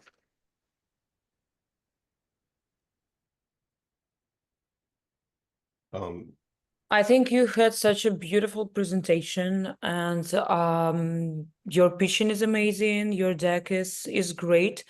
I have a few questions. So first of all, what stage are you? I see that you're pre-launch, but what kind of milestones did you accomplish already? Because you're talking about problem solution, you're talking about your invention, you're talking about how you're gonna kind of solve this problem, but I didn't have a clear understanding. What have you done already, and what metrics you have, and what milestones you reached, and what in sort of traction, because traction is not just about numbers and how many paying users you have. It's all about what you have already achieved with the product, and what are your, basically insights on that. For some reason, my milestone slides became hidden, so I do apologize. Slide 10 was there. We've won pitch competitions, launched MVP kits last spring, and just got our non-provisional utility patent approved. So. Okay. Yeah, I think this is like it was my main concern, because you're talking about potentially, the market is great and the solution is great, and I think there is a big problem in that kind of field, but it wasn't clear where you at right now. So are you like pre-revenue? Are you doing your MVP? You're, raising money for just like prototype to do a product market fit, or you already tested it? So I think that was my main concern. That's why I didn't make a clear assumption or any, kind of thing. So I couldn't basically wrap my mind around your product pretty well. And also, I have a question and a little bit of concern about the pricing strategy for this product. I think that it is a little bit of expensive, because, even if we talk about sort of a psychology kind of side of this thing, and how people react on, being diagnosed with STDs and all of that stuff, I don't think that they really want to go after subscription-based model. You really think that you're healthy, you really think that you want to test it just one time and maybe just cure it, and you never think about it. So I'm hesitating about this sort of membership / subscription-based model. And yeah, my question is that if you're doing sort of like at home testing, you expect this to be less expensive than going to the doctor. So if I go to the doctor, I can go to some, like urgent care, and I would pay like at least maybe like $200, $250, $300, but not $400 for that. So the kit has double the testing material for you and your partner. So you just validated that both people getting testing is going to be hovering over $400, even with insurance, because that's also what I experienced. I would make it more clear in your presentation. What are the benefits of taking your approach and your at-home test rather than going to urgent care? Because your competitors are not just, like doctor visits or something. So I would be more clear about that, and giving maybe some sort of a comparison in terms of how people can see like the whole picture.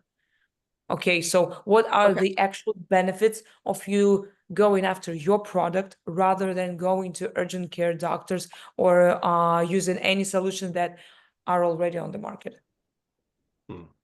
That was this slide. Okay. Yes, but you really want to see more data on that, not just some, some sort of bullet points. But when you're making this decision, you want to see like the whole scope of your research and analysis. Okay, I can add quantitative variables. I removed most of this text to simplify, because there's a lot of technical data to go through, Yeah, but of course, feedback. I do understand it. Yeah.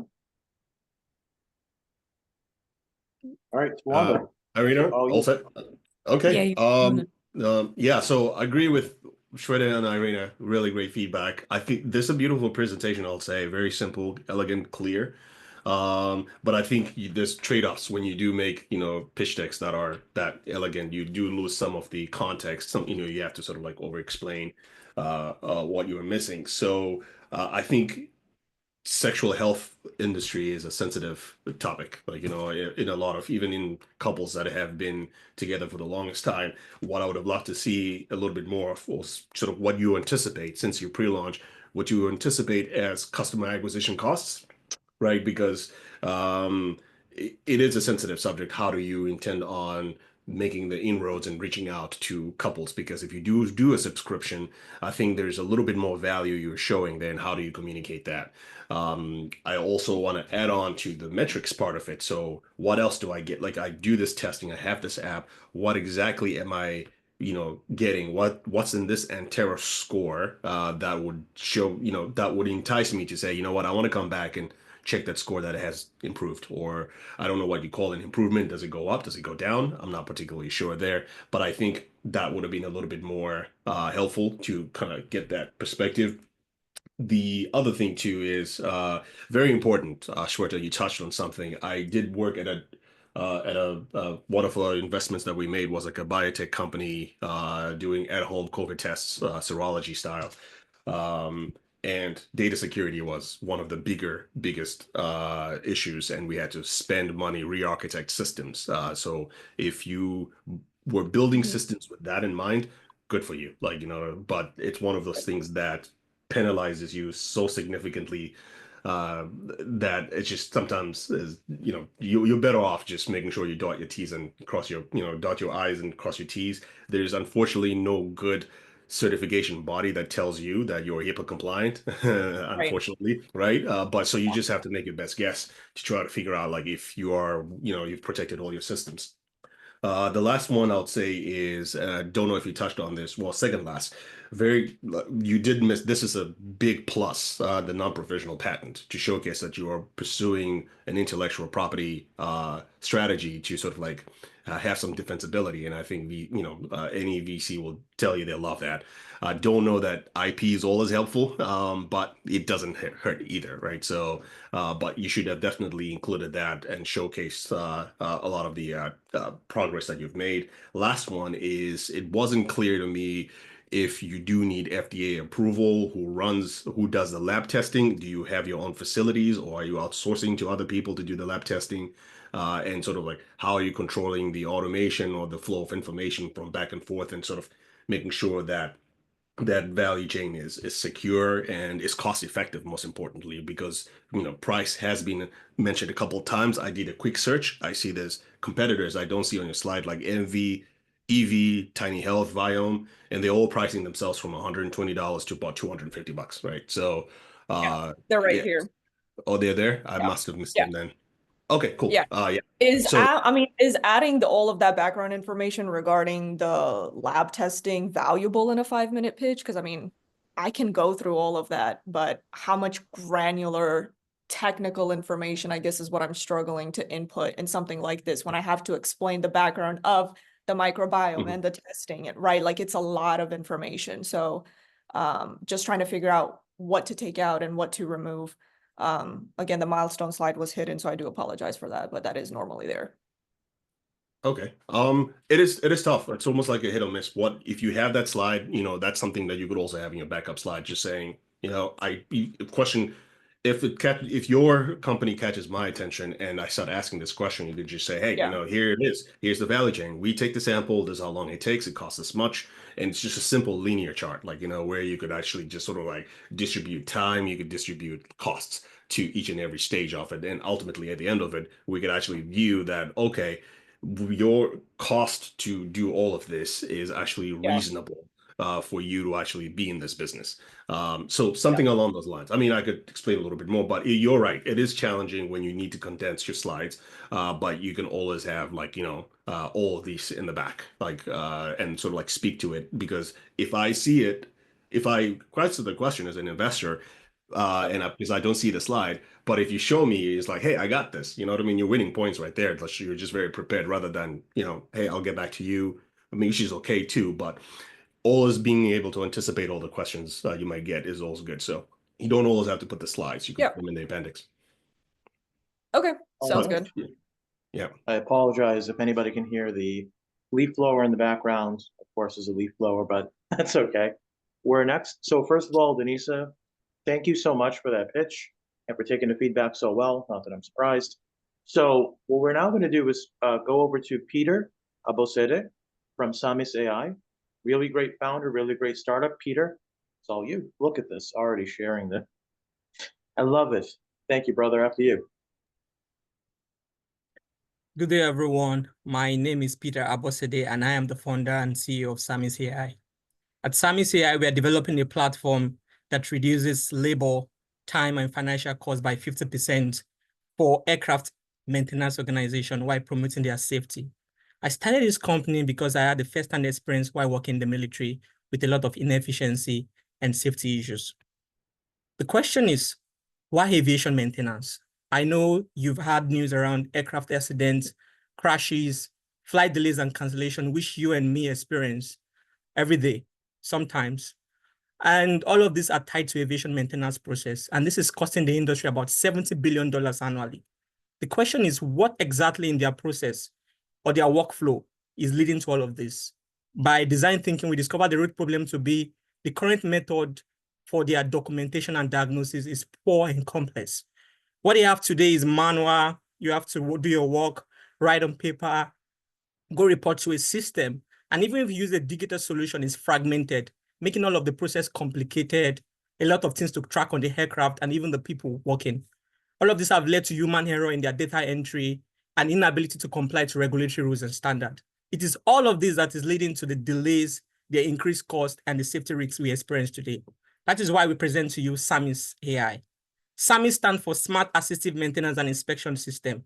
As you can infer from the name, we are not trying to replace human, but to provide assistance for human.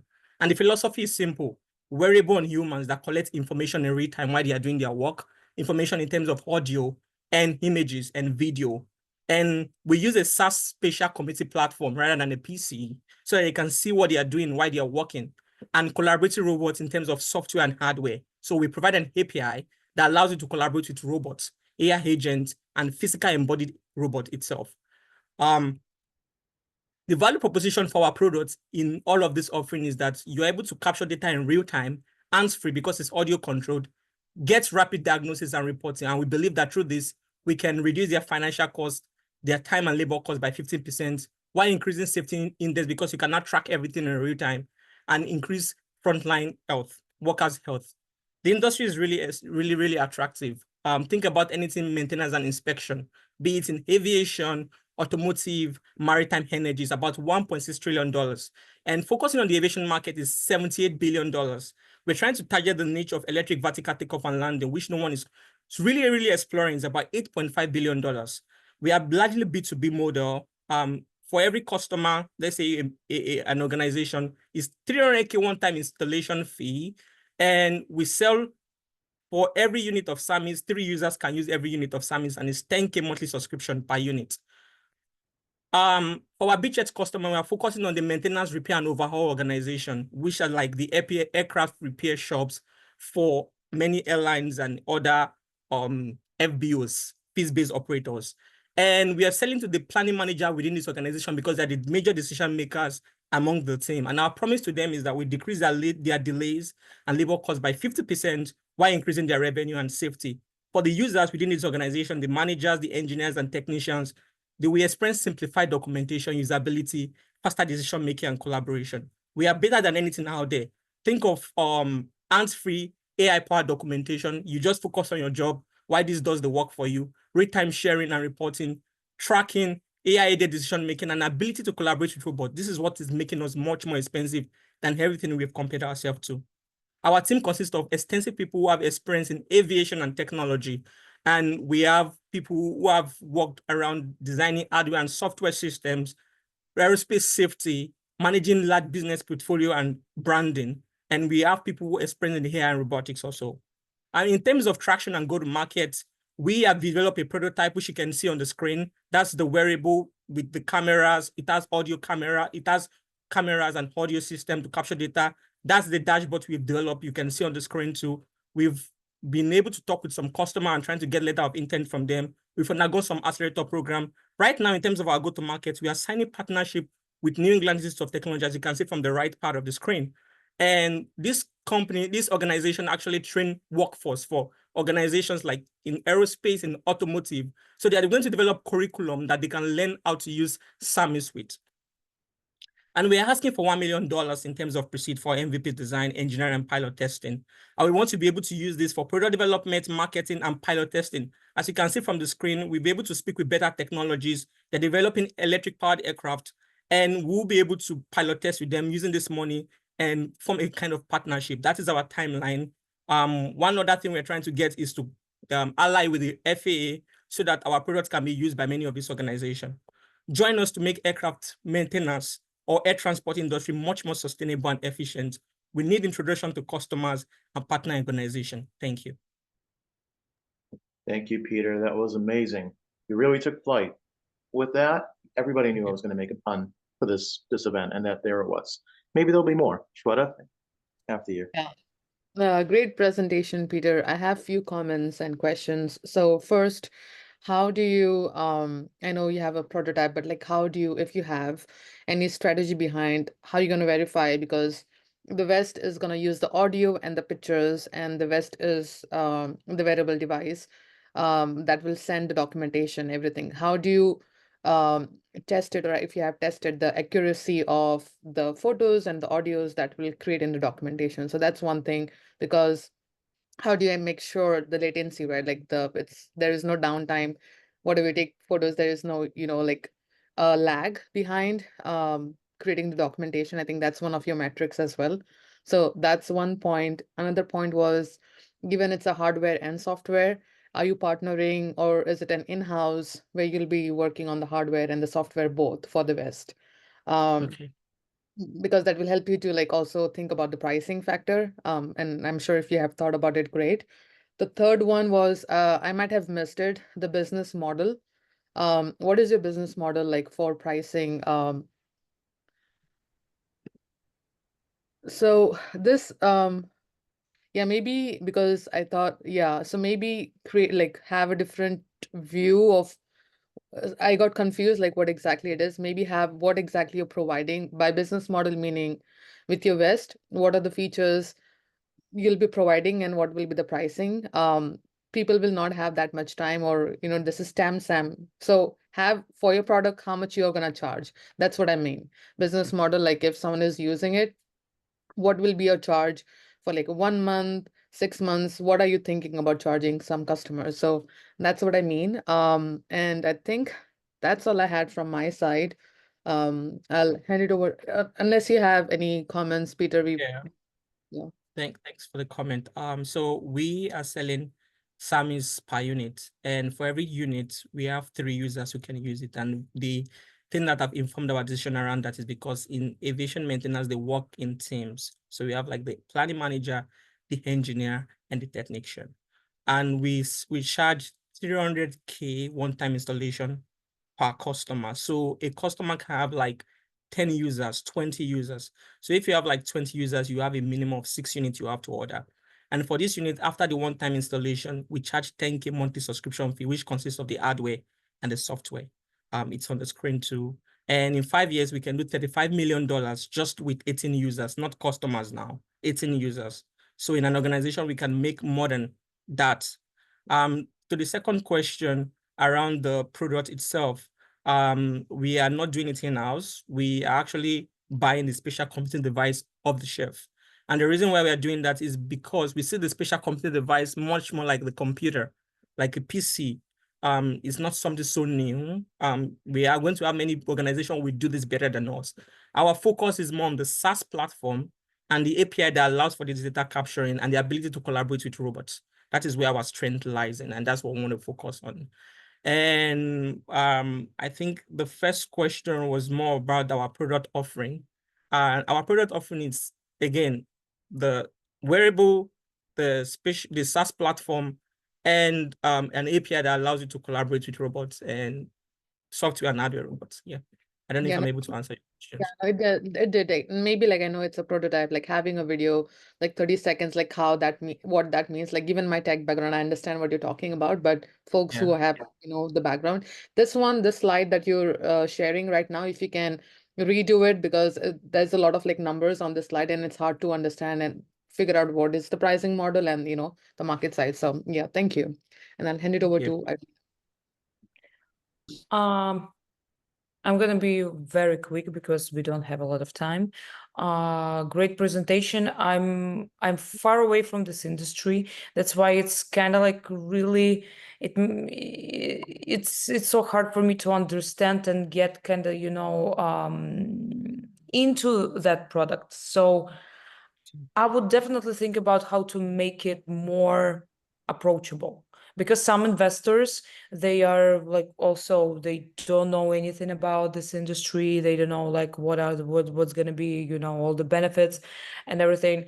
And I mean the cost of it, of course I do understand that this industry is a multi-billion trillion whatever like dollar industry, and your numbers are different numbers from just selling some like small products or something like that.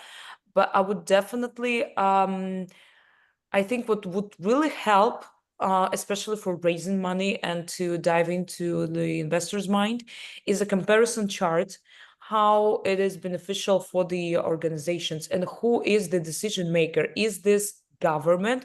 Who is providing this money to the businesses? Who is going to pay for that?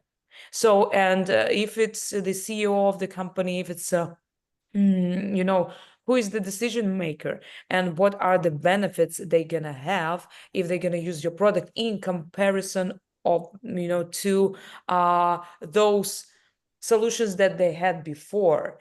I know it sounds like really complicated, but if you break it down in the financial metrics and you do a simple financial model comparing, okay, so you were doing this with all your employees and you're spending this time and this amount of money to pay them and salaries and benefits and all that stuff, and just to compare, we have that solution for you that in the long run, like in 5 years, in 3 years, that will cost you less money and it's going to be effective. And so you're just like breaking up this all benefits.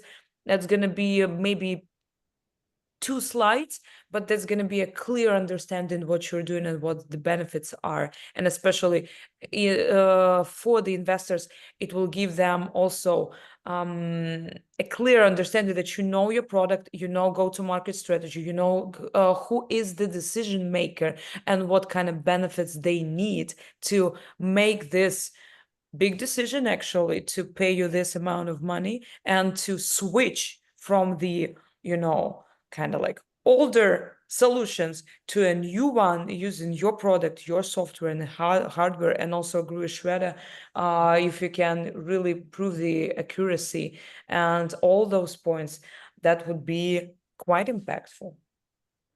Thank you. Yeah. Irina? Yeah, I finished. You go ahead. Okay. Peter, very impressive. This is a tough one. This is a tough industry, aviation, very regulated. Also somewhat legacy in terms of processes because they tend to sort of like stick to what works, right? I've seen, I'm an aviation enthusiast, so some of this sounds very familiar. So I think part of the issue, right, is exactly painting that opportunity cost clearly of switching over to your platform. Now, a lot of stuff is done manually, even in the Boeing factory, the inspections, the sort of like the just the assembly aspect of it, and there's a lot more going in there, like the fracture analysis, like metrology wise. There's a lot of like torque specking that gets recorded, right? I don't, if I don't see that sort of, whole workflow included in what you're trying to offer. It seems like they are still going to do some things manually anyways, based off of how you've presented. Now, I would propose that you definitely lean more into your capability as a spatial computing based platform that interacts with cobots. Like, I think that there is a better value proposition, and it's very clear because the way you presented it to me, it sounded like any other predictive maintenance solution. So now I'm thinking, what makes this better than Perceptive or like Siemens or Influx data, right? So it's like, I don't see any big, difference there. But when you started sort of, that slide there, I think that's probably central and core to your pitch. Like, that you need to figure out how to make this stick a little bit more. I think the other part of it too is you do talk about predictive maintenance, but then kind of think about the value chain of the aircraft business. Why MROs when you're talking sort of like predictive part? Because that's almost like an OEM value proposition. Like, hey, we will give you this component, put it in your aircraft, and we'll be able to tell you like some predictive, wear, tear, like, replacement, error, faults, whatever you name it. And if you're an MRO, you're mostly doing refurbishments, right? And repairs. So on the predictive part of it, I don't know if that would actually stick to if an MRO is the right customer for the predictive aspect of things. But I think that's core to what your solution can do. So try to figure out maybe like, how to tweak and sort of like align your message with that. And so when we come to the integration with, cobots and your approach, I think your market shrinks a little bit more because not that many facilities have that kind of level of automation. You can talk about aircrafts like Cessna, Diamondback, Piper. What's the other one that has the parachute? I forgot the name again. General aviation wise, you can go to even commercial. Not a lot of these companies have that massive automation to say, we will have robots doing a lot. So we find value in integrating the platform. But if they are, then you want to really start to like try to figure out how do you make inroads. One thing I'll say is maybe you want to raise a little bit more. I think you said $1 million. Maybe you want to raise a little bit more because this is such a regulated industry, also somewhat legacy and high tech. It's just a very interesting mess. So your sales cycles are going to be longer. Expect that your sales cycles are going to be longer. So you want to be able to sort of like budget for that as well. And I think $1 million is a little less than you'll need for this. Thank you. Do you mind if I give an answer for some of the questions you Yes, go raised? for it. I'd love to hear your perspective. Yeah, absolutely. Yeah, so maybe I did a bad job in presenting the product itself, but I did mention the fact that ours is different, the fact that when you walk in, data are collected in real time. So there's no manual process. We try to get rid of the manual process. You do your work, the data that what you're doing is being tracked in real time. So the information is coming in as form of audio, images, and videos. So it's providing a kind of QA process for everything you're doing. So tomorrow they can come in and say, hey, there's a crash on 25th of September. Samis, can you tell us what goes wrong, what went wrong? And it can provide an evidence of everything that was done while they were doing the manufacturing and the maintenance work. And as regards the predictive maintenance, I don't really think I mentioned the predictive maintenance, but it's more of like the inspection process. Yeah, it's more of the inspection process I did mention about. And what we're trying to do in the inspection process is that we mentioned that the documentation and diagnosis is core to their inspection process. And we want to be able to take care of that documentation part. And for the over time, because we are developing a knowledge base of information, we can begin to train AI agents that provide diagnosis assistance. Let's say someone did the work here on this, and instead of you bringing out all of those catalogs of information and books and start reading all over again, you can just prompt the system like a Gen AI and say, hey, do you know what I should do to this? And it just provides you like assistance and say, hey, based on what I can see here, these are the things you need to go through. And that will save you a lot of time and energy. Okay. Yeah. Okay. Thank you. Yeah. Okay. That's helpful. Thank you. Thank you. No worries. And I do apologize. I know we're a couple of minutes over time here. It was a bit ambitious on my side, but we still have some founders. We still have some startups that we're going to be speaking with here. Next up, we're going to be hearing from Doctors Nikita and Shalmali from Aquasaic. So by the way, also, thank you, Peter, and thank you, mentors, for that exchange there. Yeah, so Nikita and Shalmali, whenever you're ready, just come on up.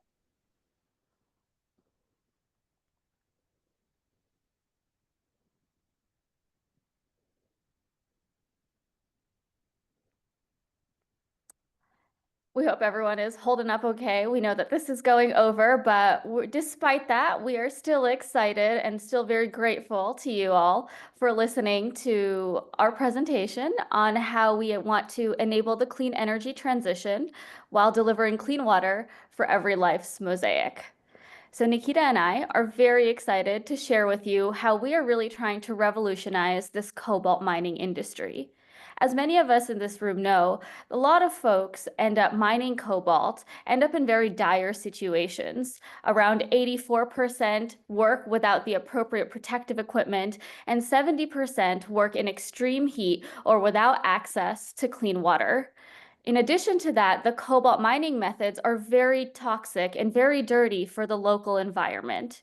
Now, that coupled with climate change leads to further detrimental effects on the environment, on humans, and of course, on downstream effects that we are unable to characterize at this particular point in time. Now, while the cobalt mining practices are incredibly dirty, we still see that we will require more and more cobalt in times to come. We use cobalt in our day-to-day devices, in our cell phones, in our solar panels, in our electric vehicle batteries, and we end up discarding around 70% of this cobalt after using these devices for about 2 to 3 years. Despite us discarding these devices after 2 to 3 years and having to throw away 70% of the cobalt that was mined through these environmentally toxic and non-friendly processes, we still see that we will require more and more cobalt to meet the demand of the clean energy transition in the next 10, 15, 20 years. So now we need a way to mine this cobalt and recover this cobalt in a clean way in order to meet this demand.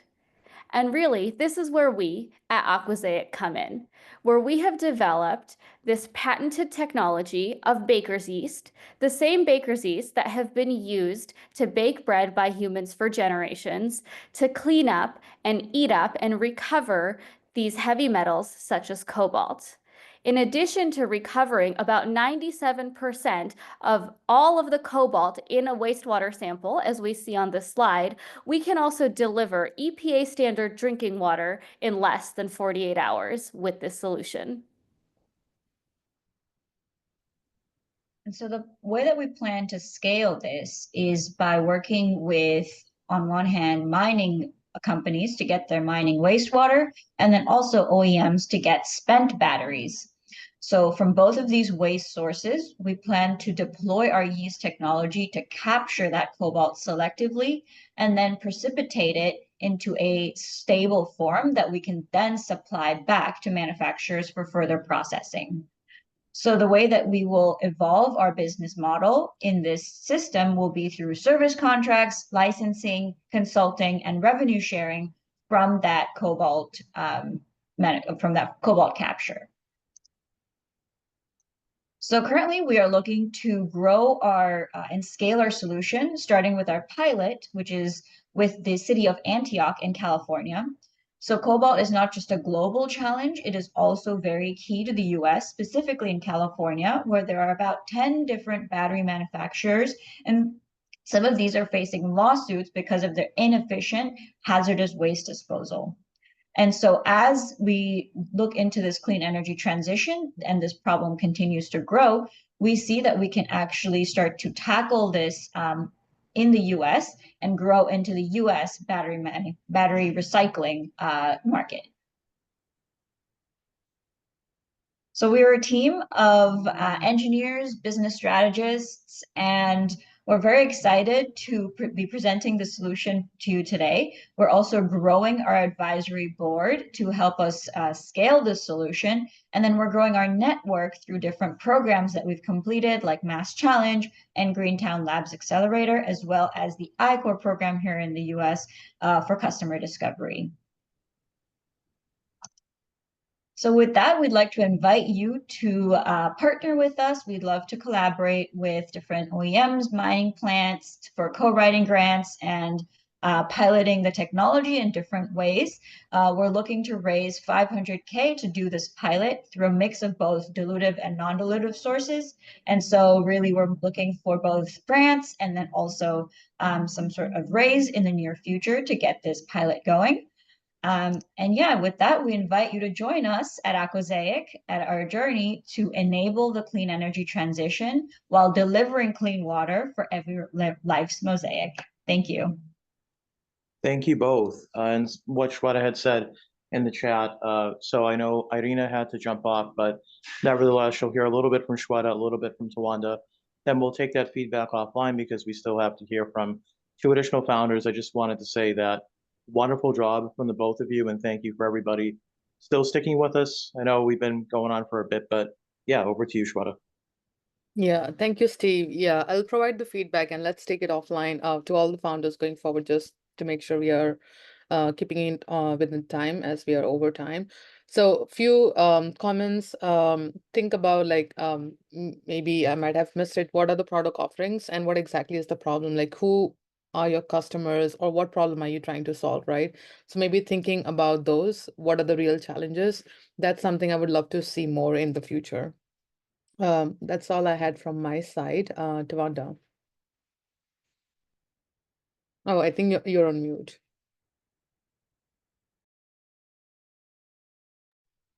Thank you, Shweta. Yeah, so great job, both of you. I think this is, I love the idea. Much needed green tech. And I'm very familiar with what, with quite a number of companies in the Greentown Labs space. I used to be at Shell Tech Works. We were in there for a little bit ourselves. I think the best advice I can give you here is like, I'll try to see if I can help you make connections there as well.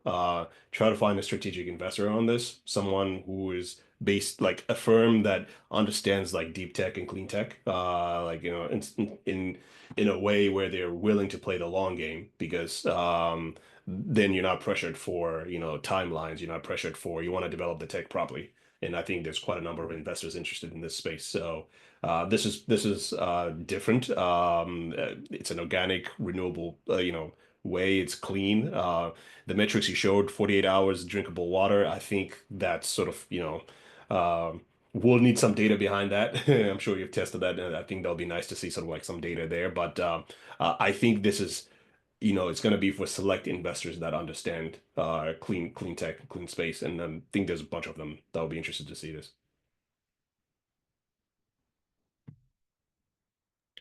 Awesome. Yeah. Would love to connect offline like you all discussed. And thank you. Yep. All right. So next up, we'll be hearing from Paydesk AI and James Malone.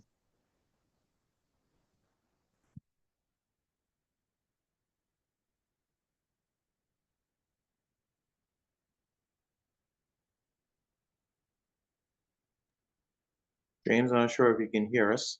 Yeah, if you want to unmic, come up and share your screen. We'd love to hear more about Paydesk AI.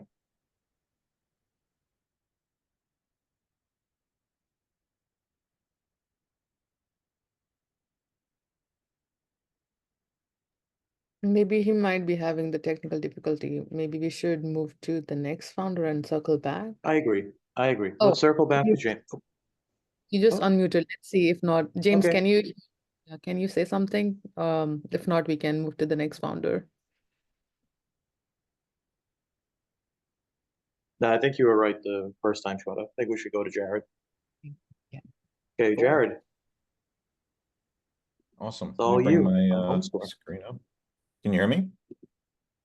Yeah, you're coming in loud and clear. Awesome. There you go.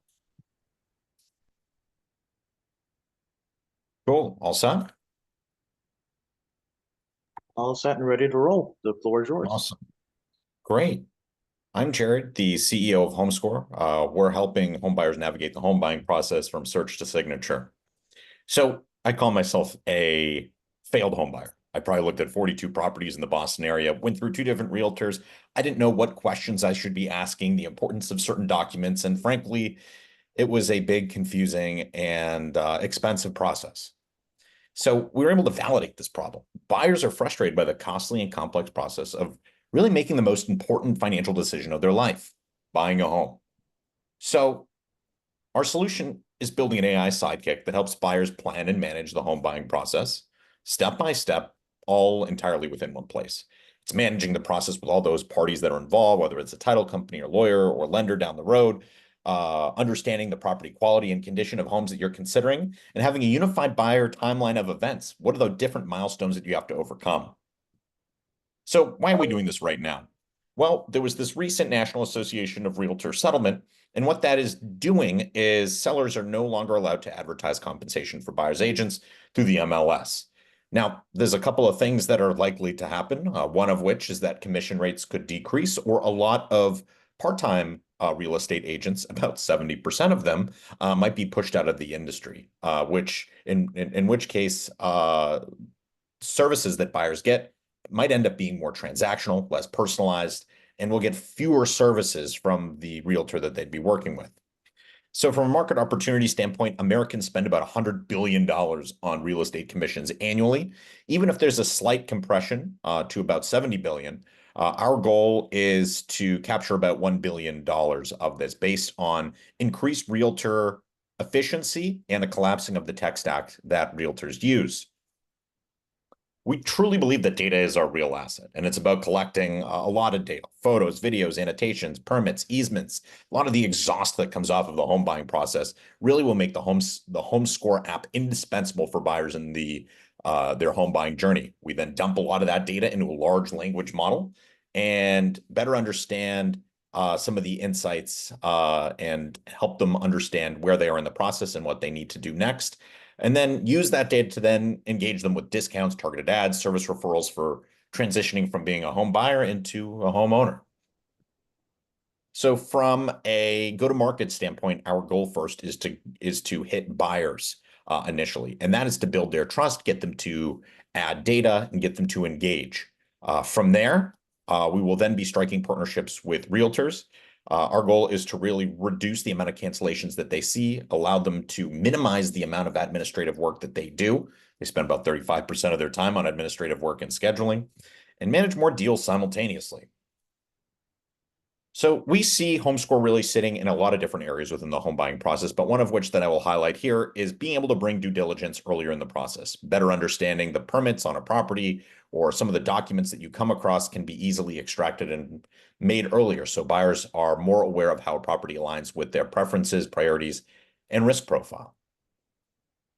From a business model perspective, our goal is to really divide monetization into 3 phases. The first phase is really about helping buyers navigate the process, helping them understand the milestones that are in front of them. So for $20, they're able to do this for about 5 properties. Going forward, we're building a couple of AI agents to really automate a couple of the most painstaking time sinks that realtors do. So managing the cost estimate punch list for a home inspection, managing and dealing with the buyer-seller timeline with all parties involved, these things that we would entirely automate on their behalf. From a validation perspective, we've had about 450 users thus far. We've been backed by Jason Calacanis of Launch VC, an early investor in Uber and Robinhood, as well as C10 Labs, a venture studio based in Cambridge. And in addition, some other momentum that we have is we recently acquired about 3,000 home inspection reports, which all from a company that was doing AI costing of them. We also recently struck a partnership with a state housing agency in Massachusetts called CHAPA to help with the home buyer education process. And we're in late stage discussions with the top 10 brokerage to pilot our program. From a competitive standpoint, we really see the competitive environment in a couple of different ways, one of which is a couple of these newcomers, Modern Realty and Blue Sidey. Their goal is to really automate out the agent entirely and have the process exist without a human involved. We believe this isn't the right strategy, mainly because the behavior does show that buyers do want to lean on an expert to help steward them through the process and lean on their expertise. And that's exactly what we do. We augment the realtor. Myself and my co-founder are a PB&J founder combination. I've got about 9 years of experience in marketing, brand, product at Wayfair, Nissan, and met my co-founder at Carnegie Mellon. He has about 12 years of experience in AI and machine learning and has a lot of experience at Google DeepMind. In terms of the next 3 years, we see that we'll be able to reach about 2.8% of buyers and be able to deal with the transactions of about 0.8% of property transactions, about 50% of 50,000 transactions a year, all entirely within this platform. Coming up on the In end terms there. Time. Sorry, Steve, go ahead. No, I was just saying you're coming up on the end. I think it was like less than 10 seconds left. Sorry. This is it. Okay. I am raising 700K for about 14 to 16 months of runway. Our goal is to really launch this buyer-focused application and then ink 1 to 3 partnerships with brokerages. I thank you so much for your time, and we are excited to have you give us a try. I like that deck from the moment I laid eyes on it. Me and Jason, like way back a few weeks ago. So good to see it again in action and great pitch. So Shweta, you, then Tawanda, and then maybe we can hear from James. Yeah, sure. Quick note or question for later on. How do you identify, like, what is your strategy for the locations maybe, and how for you, yourself, like how you select the properties that you want to, have it on your product? I think you'll be working with the realtors in the future, but still, like, what is your strategy to identify which properties you want to select?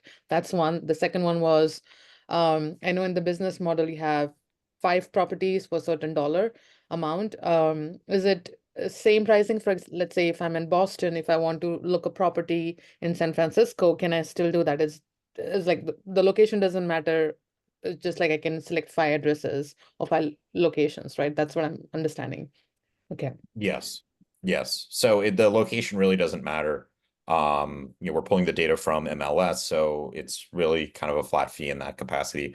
We are initially seeing a beachhead market in the Metro Boston area just because we're based here, but eventually we'll be expanding focus areas really on high growth metros like Tampa, Charlotte, Nashville. Okay, awesome. And Tawanda, over to you. Yeah, Jared, a really great presentation. I absolutely love it. I think there is a need to give home buyers a little bit of an upper hand because they're sort of like the forgotten stakeholder in the whole process. The banks have their own systems, the realtors have their own systems, and as a home buyer, you're kind of all struggling to sort of understand what to look at. Are you in a flood zone? Like, what's the risk there? Like, I did some insurance underwriting, middleware system development before, so somewhat familiar with how the home buying process goes. If you're buying a condo or not, all the other rules, and sort of like keeping track of all of that can be quite stressful. And I think that's what adds to the stress of home buying. So this is probably a very much needed solution. I think you hit a lot of the points I was gonna ask, so that's really rare for me to say. But I would wonder, like, in terms of like, continuing to sort of like engage people on your platform in terms of, post the buying process, what are your thoughts are there? Like, are you intending to capture a homeowner, and how do you intend on doing that? Yeah. So there's a couple of things that we're looking to do from a homeowner perspective. Our goal is actually to accumulate a lot of this data in a pre-purchase context and then integrate with contractors so that you'll be able to verify, hey, I redid my kitchen in 2028.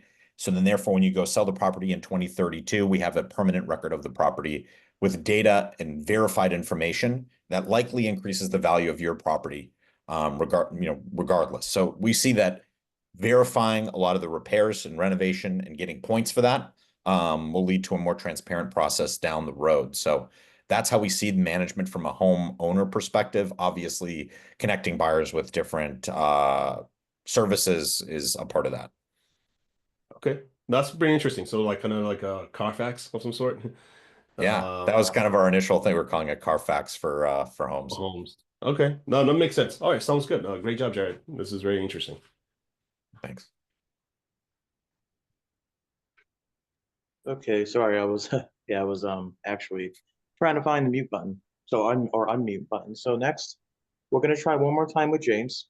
If James is unable to pitch, then we will wrap up the Abundance Summit. But yeah, James. I should be okay. Let me pull up my slides. All right, last but not least, James Malone. Bear with me one ADAS second. AI. Of course. You stuck with us this long, brother. I think we can give you like I'm trying to find the slides. 1 second. That's all right.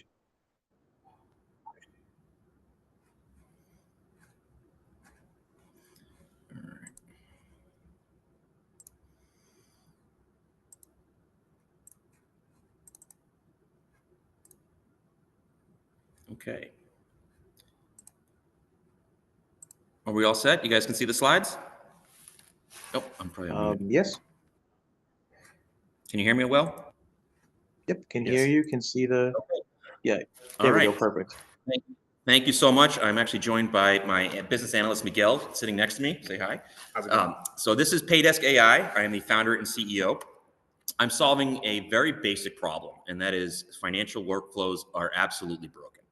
And what I mean by this is that small businesses cannot pay their bills.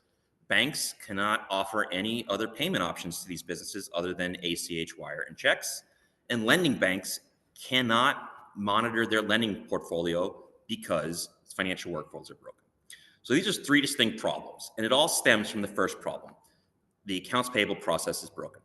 It's because it's 86% manual. You're still doing manual data entry when they're recording accounts payable at all small companies.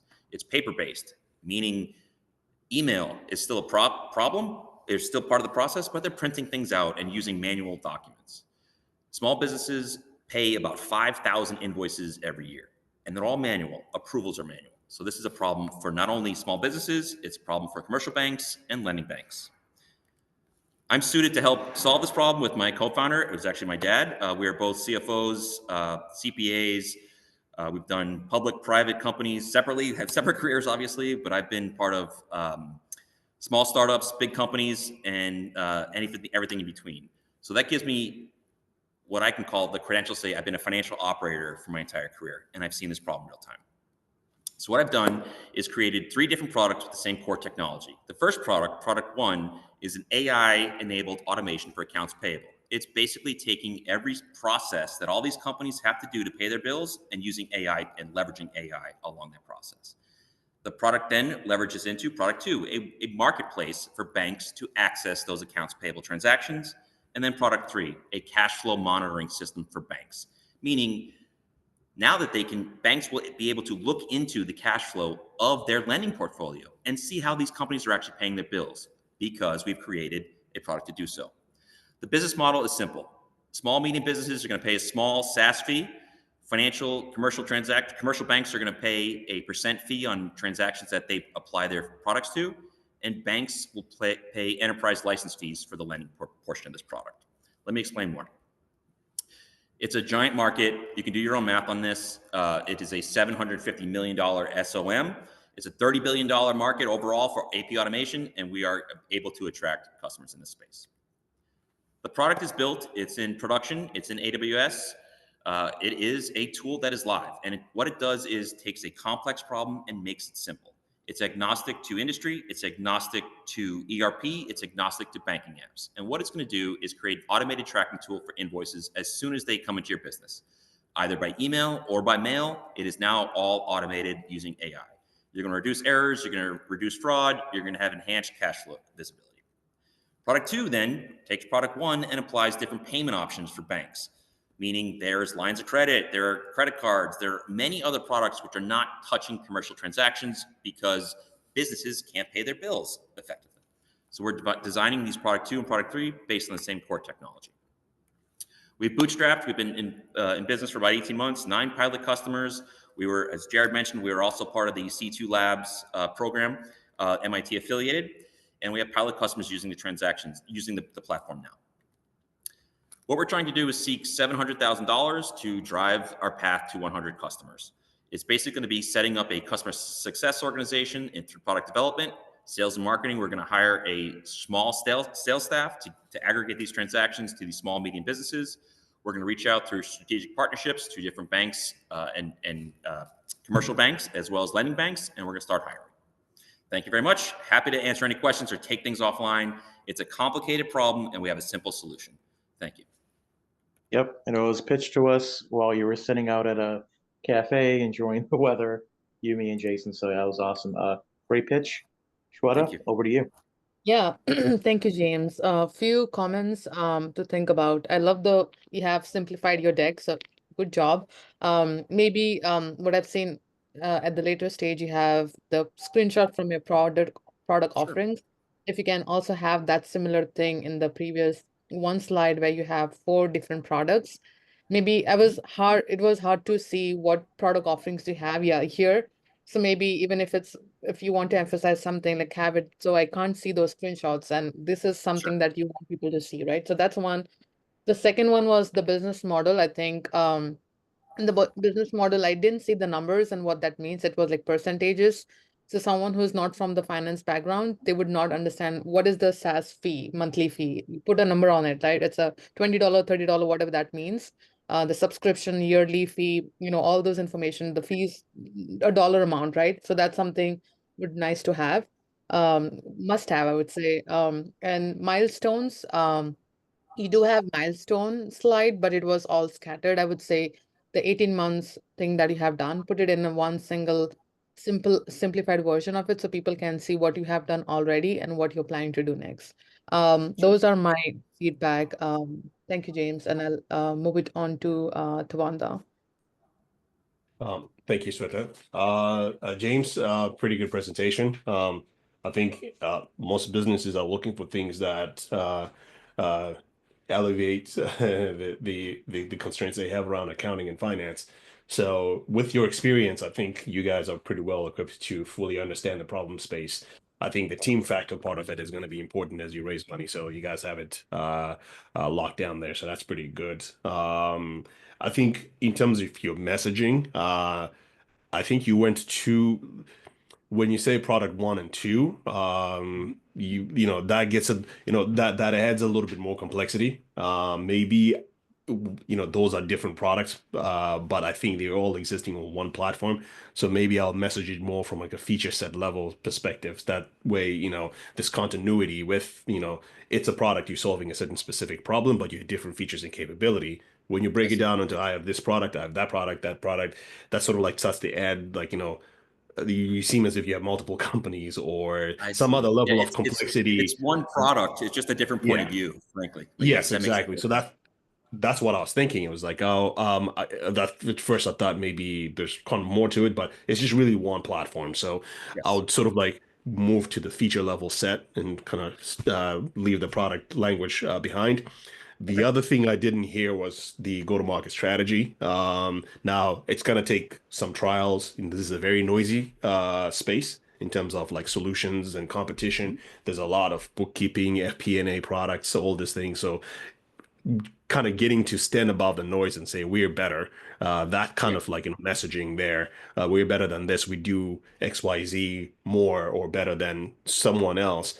And sort of differentiate yourself in that sense. I think that there could use a little bit more work. I was also interested in understanding, and I didn't see this, sort of integrations, because most small businesses, especially if you're processing about 5,000 invoices a year, you will probably have other accounting and finance systems that you would not, you'd want them speaking to each other. So Bill.com speaking to like Intuit or QuickBooks or one of those. Like, how do you sort of like fit within that ecosystem so that Can I actually answer that question? Can I answer that? Because that's a great question. And yeah, go for it. It's hard to put all that in here because every company has experience paying their bills. Every company has their own process. But what I'm trying to say is this is agnostic to all of that, because if you take the top 5 companies out there, Bill.com, Ramp, and 3 others, they only have 400,000 customers total. Every year there are 5 million new companies started in the United States. Every single year, 5 million. That means 4.5 million don't have those tools effectively. What I'm trying to say is it's all agnostic. This is plug and play to the companies that have no technology, that don't understand technology, that have never understand what ERP systems are and barely know how to use QuickBooks or banking apps. So these small companies, their financial records are effectively their checkbook. So this is going to be a accounting system for companies that just pay their bills and that's their P&L. So that's how simple and basic this is going to be, and it appeals to the masses. So, it's hard for me to I don't want to like muck this up with talking about, all the different technology stacks where this Sorry, I'll have to interrupt. Sorry, let's take that offline. We could take this offline, James, but I think I get the point that the size of customers like you're actually going for are not even at the level where they'll think about even getting a QuickBooks. That's sort of like or what if I'm they getting. do, this plugs right into QuickBooks. They have free APIs at this point, so it's pretty simple thank to you plug both. into financial thank you apps and both. bank apps. Got it. Okay. Alrighty. Well, fantastic. Thank you. Of course, James, thanks for hanging with us all the way there to the end. And that's what brings me to the last bit here, which is we did it. We wrapped up the Abundance Summit. It was a great time. Tawanda, thank you so much for sticking with us. I know Irina had to drop, so thanks to her as well. Shweta, for helping me to manage the startup chaos. We had a great time. I feel like we helped a lot of founders here today. Shweta, do you think we have time for the video? It's only about 1 minute and 30 seconds, or do you want to save it for Video. tomorrow? Yeah, last thing I promise, before we wrap it up, let me share my screen. Shweta's going to be sharing her startup with us. I'm just joking. Yeah, I'm gonna pitch as well. Let's see. I'm gonna share my screen. Okay, share. Can you guys see it? Yeah, I can see your screen. There we go. There we go. All right, awesome. So here. Will we be able to hear that though? Question. And of the BNT team for 2 reasons. Are you not able to hear? Now we can, yes. Okay.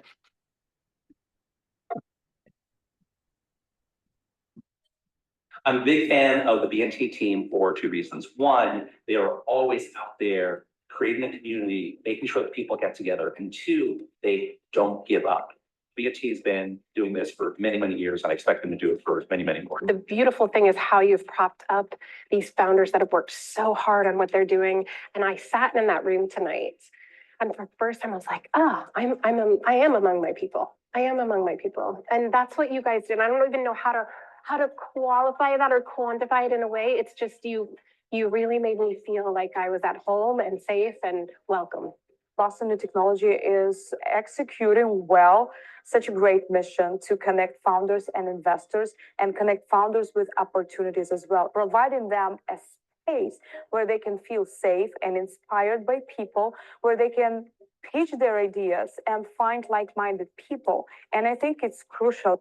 I highly recommend that startup founders, they grow their network, they participate in such communities, especially BNT, to get their advice, mentorship, and also give back to the community, help other founders as you see them. So it's a great reinforcing loop for founders, investors, mentors, and I highly recommend that all founders utilize it and take advantage of all the resources that they have.